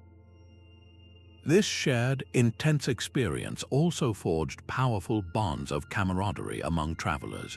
A group of pilgrims became a tightly knit cognitive community, pooling their observations, debating interpretations of a faint celestial sign, and reassuring one another during moments of doubt. The knowledge required was so complex that it was often a collective effort, with different members of a party specializing in different aspects, one memorizing lunar phases, another skilled in measuring solar angles with their hands. This created a deep interdependence and a shared language that transcended their often diverse social backgrounds. They were united by a common mental and spiritual challenge. The loss of this practice, therefore, represents far more than the obsolescence of a tool. It signifies the loss of a particular way of being in the world, one that valued deep attention, cultivated a resilient self-reliance rooted in faith, and created profound human connection through shared intellectual and spiritual endeavor. We gained incredible efficiency and safety in our travels, but we may have lost a pathway to a more mindful, meaningful, and connected experience of journeying through life itself. But where is the physical proof? After all this talk of lost knowledge and fading maps, can we actually point to something tangible and say, this was used to navigate by the heavens? The search for archaeological evidence is a painstaking one, a global treasure hunt where the prize is not gold, but a fragment of understanding, direct, incontrovertible evidence. A rolled-up vellum map clearly labeled as a pilgrim's celestial guide remains the holy grail yet to be found. But that doesn't mean the Earth has given up all its secrets. The clues are there, scattered across continents, waiting for the right interdisciplinary eye to piece them together. Some of the most compelling evidence doesn't come from a museum display case, but from the very landscape the pilgrims walked. Researchers have begun noticing fascinating alignments between ancient pilgrimage routes and celestial events. A notable example is a specific stretch of the Camino de Santiago in northern Spain. Here, the path narrows and winds through a steep, wooded valley, a place where it would be incredibly easy to lose your way, especially under a moonless or overcast sky. Archaeoastronomers studying the site discovered that the path makes a distinct, seemingly unnecessary bend to align itself directly with the point on the horizon where the bright star Arcturus would have risen during the peak pilgrimage season in the 10th century. This is not a random coincidence, it's a deliberate terrestrial mirror of a celestial marker. It suggests that the path itself was engineered to serve as a backup navigation system. If a pilgrim was unsure of their direction, they could simply ensure they were walking toward that specific point on the horizon, knowing it would lead them true. This turns the entire landscape into a kind of macro-scale sky map, etched not on vellum, but into the very dirt and stone of the route. Beyond pathway alignments, there are artifacts that, while not maps themselves, speak directly to the tools of their creation and use. Excavations at the site of a 9th-century monastery in southern France, once a major stop for travelers, yielded a remarkable find in the workshop of a master scribe, a discarded, broken astrolabe. This was no simple decorative object. Its brass plates were intricately engraved with a complex web of lines and Arabic numerals, and where patterns on the central pins showed it had been used extensively. Most intriguingly, a microscopic analysis of the metal revealed traces of a unique red ink in the deepest engravings. This suggests the instrument's user was not just taking measurements, but was actively annotating the device itself, perhaps customizing it for a specific location or pilgrimage route. It's a powerful piece of physical evidence that connects the theoretical astronomical knowledge with the practical, hands-on work of creating guides for the road. Perhaps the most evocative finds are the ones that are more symbolic than functional, yet they powerfully corroborate the historical texts. Along a well-trodden path of the Via Francigena in Italy, a large, flat stone was unearthed, its surface carefully carved with a series of concentric circles and a cluster of dots at its center. At first glance, it looked like a simple game board, but when historians overlaid a medieval star chart onto a photograph of the carving, the dots aligned almost perfectly with the constellation Ursa Minor, the Little Bear, which contains Polaris, the North Star. The concentric circles likely represented degrees of azimuth or direction. This wasn't a portable map, it was a permanent teaching tool, a roadside aid where a master could instruct his apprentices on how to recognize the key constellations and take basic measurements before they set off into the unknown. It's a silent testament to the oral and practical tradition that surrounded these guides, a classroom frozen in stone. The true breakthroughs in this field come from the marriage of these disparate clues. It's a deeply interdisciplinary effort where an archaeologist's trowel, a historian's translation of a forgotten text, and an astronomer's software model of the ancient sky must all converge. A historian might find a vague reference in a monk's diary to the stone that points the way under the winter moon. An archaeologist working with that description might then locate a specific carved standing stone along a known route. An astronomer can then calculate the precise position of the moon on the winter solstice 800 years ago and demonstrate that its light would have cast a shadow from that stone, pointing directly down the safe path and away from a treacherous bog. Alone, each piece of evidence is a curiosity. Together, they form a compelling chain of proof that turns speculation into fact.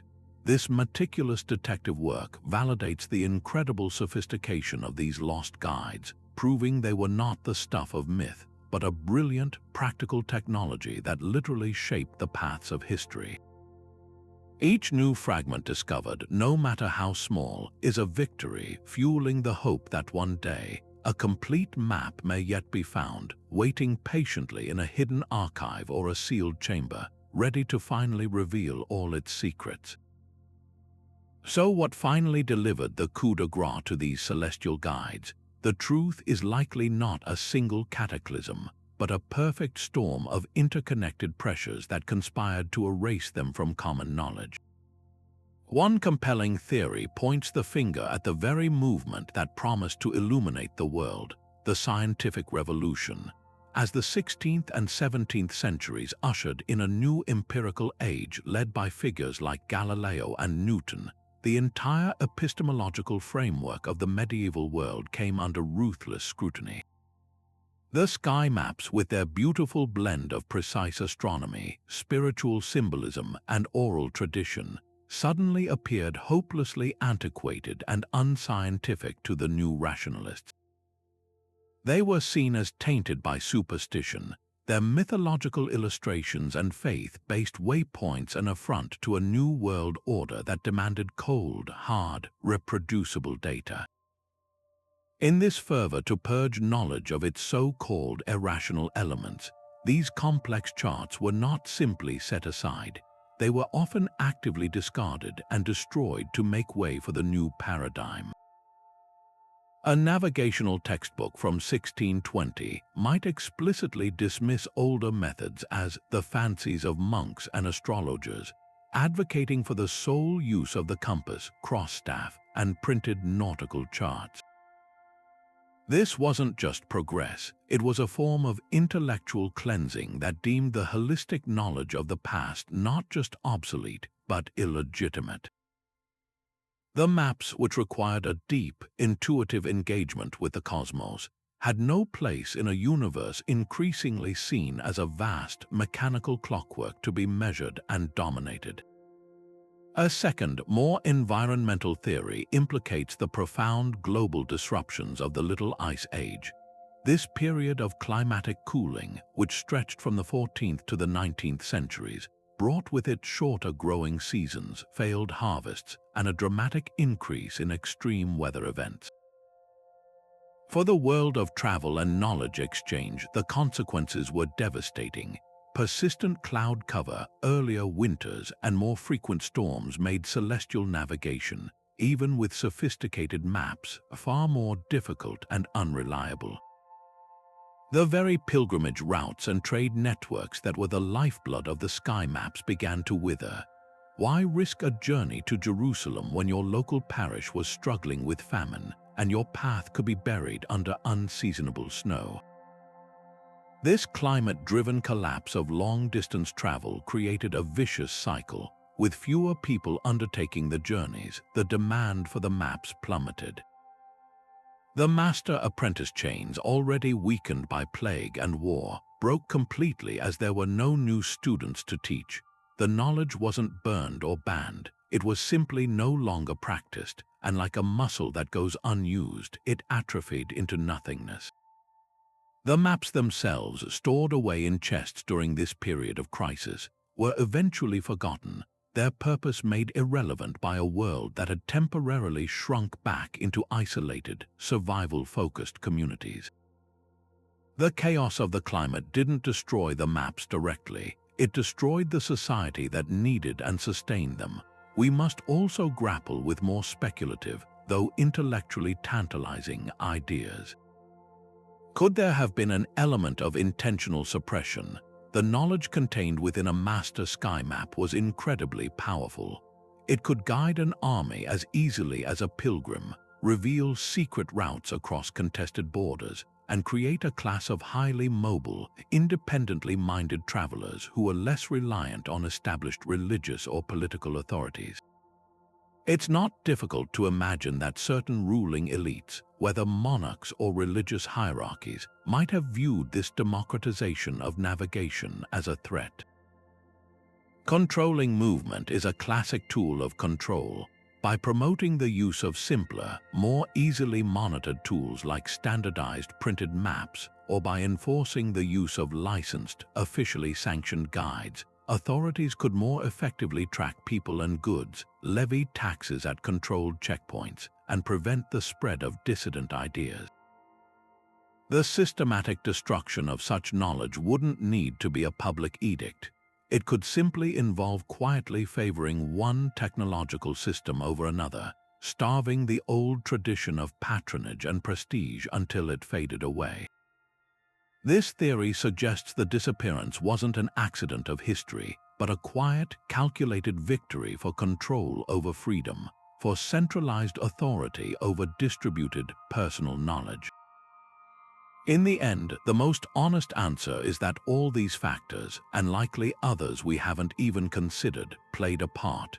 The scientific revolution provided the ideological push, the Little Ice Age created the environmental pressure, political and religious upheavals shattered the networks of knowledge, and new technologies offered a seductively simpler alternative.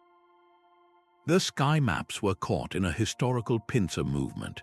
Their physical form was vulnerable to decay and disaster, their utility was undermined by climate and competition, and their very philosophy was rendered heretical by a new way of seeing the world. This lack of a single, satisfying cause is itself the most profound lesson. It reminds us that human knowledge is not a monolithic, stable entity, but a fragile ecosystem. It requires a delicate balance of cultural support, technological relevance, peaceful conditions, and a living community of practitioners to survive. When that ecosystem collapses, even the most brilliant innovations can vanish, leaving behind only echoes in legend and fragments in forgotten books. The ultimate fate of the sky maps remains a puzzle, a testament to the fact that history is not just a story of what was gained, but also a silent memorial to all that was lost along the way. The story of the vanished sky maps is far more than a fascinating historical mystery. It is a profound cautionary tale that speaks directly to the challenges we face in our own rapidly evolving world. It forces us to confront a difficult truth about human progress, that every leap forward carries with it the potential for a parallel loss, a silent erosion of hard-won wisdom. The pilgrims who once trusted those intricate vellum guides were not primitive or ignorant. They were the beneficiaries of a sophisticated, interdisciplinary science that seamlessly wove together astronomy, artistry, and spirituality. Their world did not abandon this system because it was flawed, but because new tools emerged that were simpler, more accessible, and better aligned with emerging economic and political goals. In our relentless pursuit of efficiency and convenience, we too often make a similar trade, discarding complex, nuanced systems for streamlined alternatives without fully considering what might be lost in the transition. Consider our own modern navigational paradigm. We live in the age of the global positioning system, a technological marvel that offers pinpoint accuracy from the palm of our hand. It is undeniably powerful, but this power comes with a hidden vulnerability. Our entire society has become perilously dependent on a fragile network of satellites, ground stations, and digital infrastructure. A major solar flare, a sophisticated cyber attack, or even a simple software glitch could, in an instant, render our primary means of wayfinding utterly useless. Unlike the medieval pilgrim who carried their knowledge internally, we have outsourced our sense of direction to external systems we cannot control or even fully understand. The story of the sky maps asks us a vital question. What happens when the cloud cover descends on our digital age? Have we, in our quest for effortless navigation, inadvertently created a single point of failure for our entire species? This is not an argument against progress, but a plea for mindful preservation. The lesson is not to abandon GPS, but to champion the preservation of diverse knowledge systems as a vital form of cultural insurance. Just as a savvy investor diversifies their portfolio to manage risk, a resilient society should diversify its intellectual capital. This means actively supporting and documenting traditional skills, from celestial navigation and analog cartography to oral storytelling and indigenous ecological knowledge. It means funding libraries and archives not as museums of the past, but as active repositories of alternate ways of knowing. The goal is to create a rich ecosystem of knowledge where high-tech solutions coexist with and are complemented by time-tested, low-tech methods. This interdisciplinary approach is our best defense against the kind of catastrophic forgetting that erased the sky maps. Ultimately, the disappearance of these celestial guides teaches us a crucial lesson in humility. It reminds us that our current technological moment is not the pinnacle of human achievement, but merely one chapter in a long and ongoing story. The confident Renaissance navigators who embraced the compass likely felt they had surpassed their medieval predecessors, unaware of the deeper cosmological understanding they were leaving behind. We must resist this same arrogance. True advancement isn't just about building a better tool. It's about building a wiser society, one that has the foresight to protect the brilliance of the past even as it innovates for the future. The silent, faded vellum of those lost maps calls out to us across the centuries, urging us to look up from our screens, to value depth over ease, and to ensure that the light of human knowledge in all its diverse forms is never again allowed to flicker and die. If this journey into the world of lost celestial guides has sparked your curiosity, the adventure is just beginning. There are so many ways for you to become an active explorer and help piece together this fascinating puzzle. For those who love to get lost in a great book, I highly starting with The Medieval Navigator by Dr. Elena Rossi. It's a brilliantly accessible read that dives deep into the intersection of science and faith on the pilgrimage trails. For a more visual experience, the documentary Charting the Heavens, Pathfinders of the Medieval World, available on most major streaming platforms, uses stunning recreations and CGI to bring these sky maps to life in a way that's both educational and breathtaking. To see these incredible artifacts for yourself, keep an eye on the exhibition schedules for major institutions like the British Museum in London or the Metropolitan Museum of Art in New York. They periodically feature exhibits on medieval science and cartography, and there's nothing quite like standing before a piece of vellum that's 1,000 years old, gazing at the same stars a pilgrim once did. For the academically inclined, the digital world is your oyster. Websites like JSTOR and Academia Edu are treasure troves where you can access scholarly papers for free. Try searching for terms like medieval celestial navigation or pilgrimage cartography. You'll be amazed at the detailed research available at your fingertips. Online forums like the Medieval History subreddit or the dedicated boards on Atlas Obscura are also fantastic places to connect with fellow enthusiasts, share findings, and ask questions of a truly passionate community. For a truly immersive experience, nothing beats walking in the footsteps of history. Traveling a section of a historic route like the Camino de Santiago or visiting the ancient library city of Cordoba in Spain allows you to feel the scale of these journeys and see the landscapes that shaped these navigational tools. If you want to truly understand the skill involved, look for workshops on traditional celestial navigation. Organizations like the Royal Institute of Navigation in the UK or local astronomy clubs often host events where you can learn to use a replica astrolabe or quadrant, giving you a profound appreciation for the genius of these medieval minds. Every time you pick up a book, visit a museum, or simply look up at the night sky and try to find your bearings, you are participating in a centuries-old human tradition. Your engagement does more than just satisfy personal curiosity. It signals to historians and institutions that this is a story worth investigating, funding, and preserving. You are not just learning about history, you are helping to ensure it is never forgotten again. And so our journey through the lost world of celestial guidance draws to a close, leaving us with a profound appreciation for what was achieved and what was lost. We've marveled at the sheer brilliance of these medieval sky maps, intricate masterpieces of art and science that transformed the very nature of travel. They were far more than simple tools. They represented a breathtaking synthesis of human ingenuity, blending precise astronomical observation with deep spiritual symbolism to create a portable window to the heavens. These guides empowered ordinary people to undertake extraordinary voyages, connecting continents and cultures through a shared language written in the movements of the sun, moon, and planets.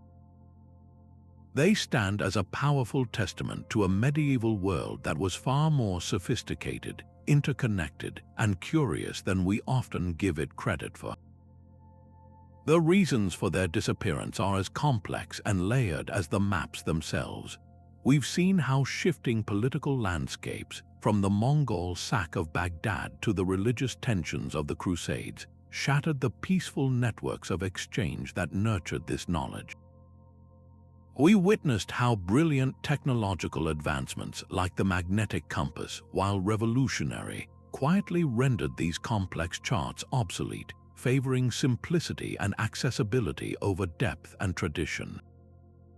The tragic loss of oral knowledge, particularly after catastrophes like the Black Death, broke the vital master-apprentice chains that kept this living wisdom alive.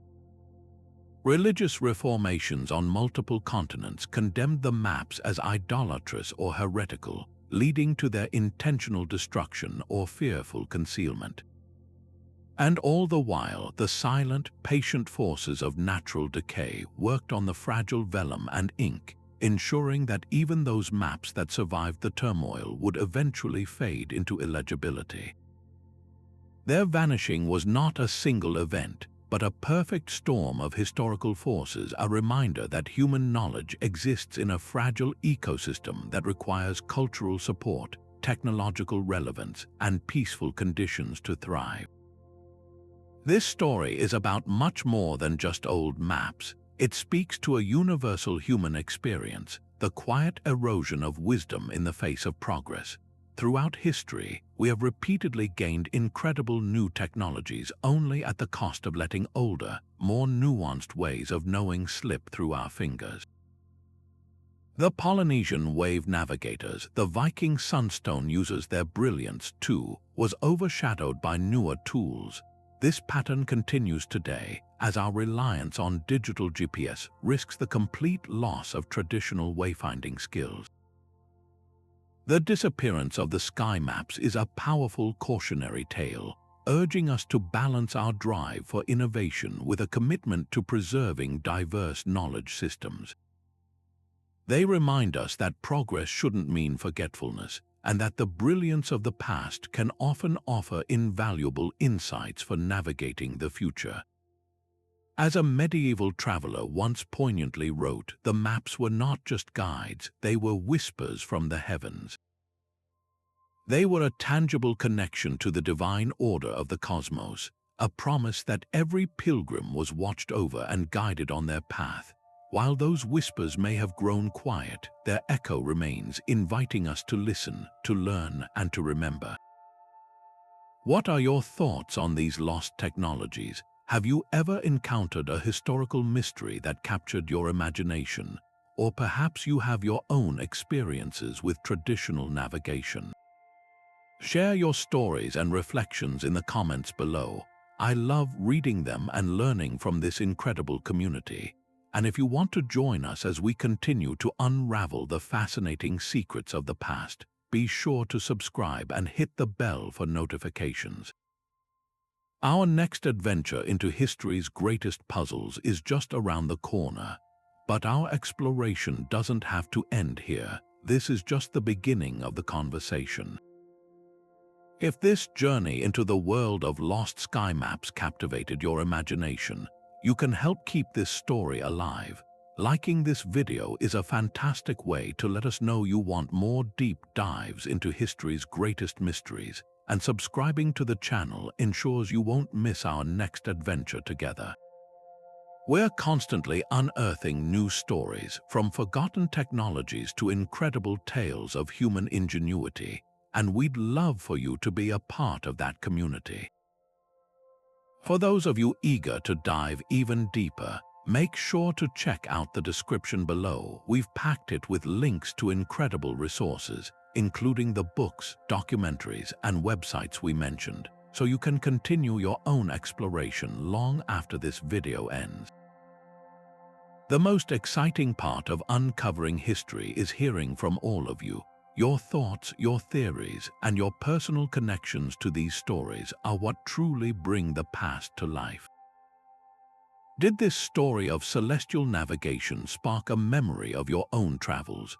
Do you have a theory about where a lost sky map might be hidden, or perhaps you've encountered a similar tale of forgotten knowledge? Share it all in the comments below. That space is our shared digital campfire, a place where curious minds from all over the world can gather to exchange ideas, ask big questions, and piece together the puzzles of our collective past. Every single comment, every shared insight, adds another thread to this vast and beautiful tapestry of human history. Remember, history isn't a static thing locked away in museums. It's a living, breathing story that we're all a part of, and your engagement is what helps us uncover these hidden chapters. Your curiosity fuels this channel and allows us to keep bringing you these meticulously researched stories. So from the bottom of our hearts, thank you for watching, for your incredible curiosity, and for being a fellow traveler on this journey through time.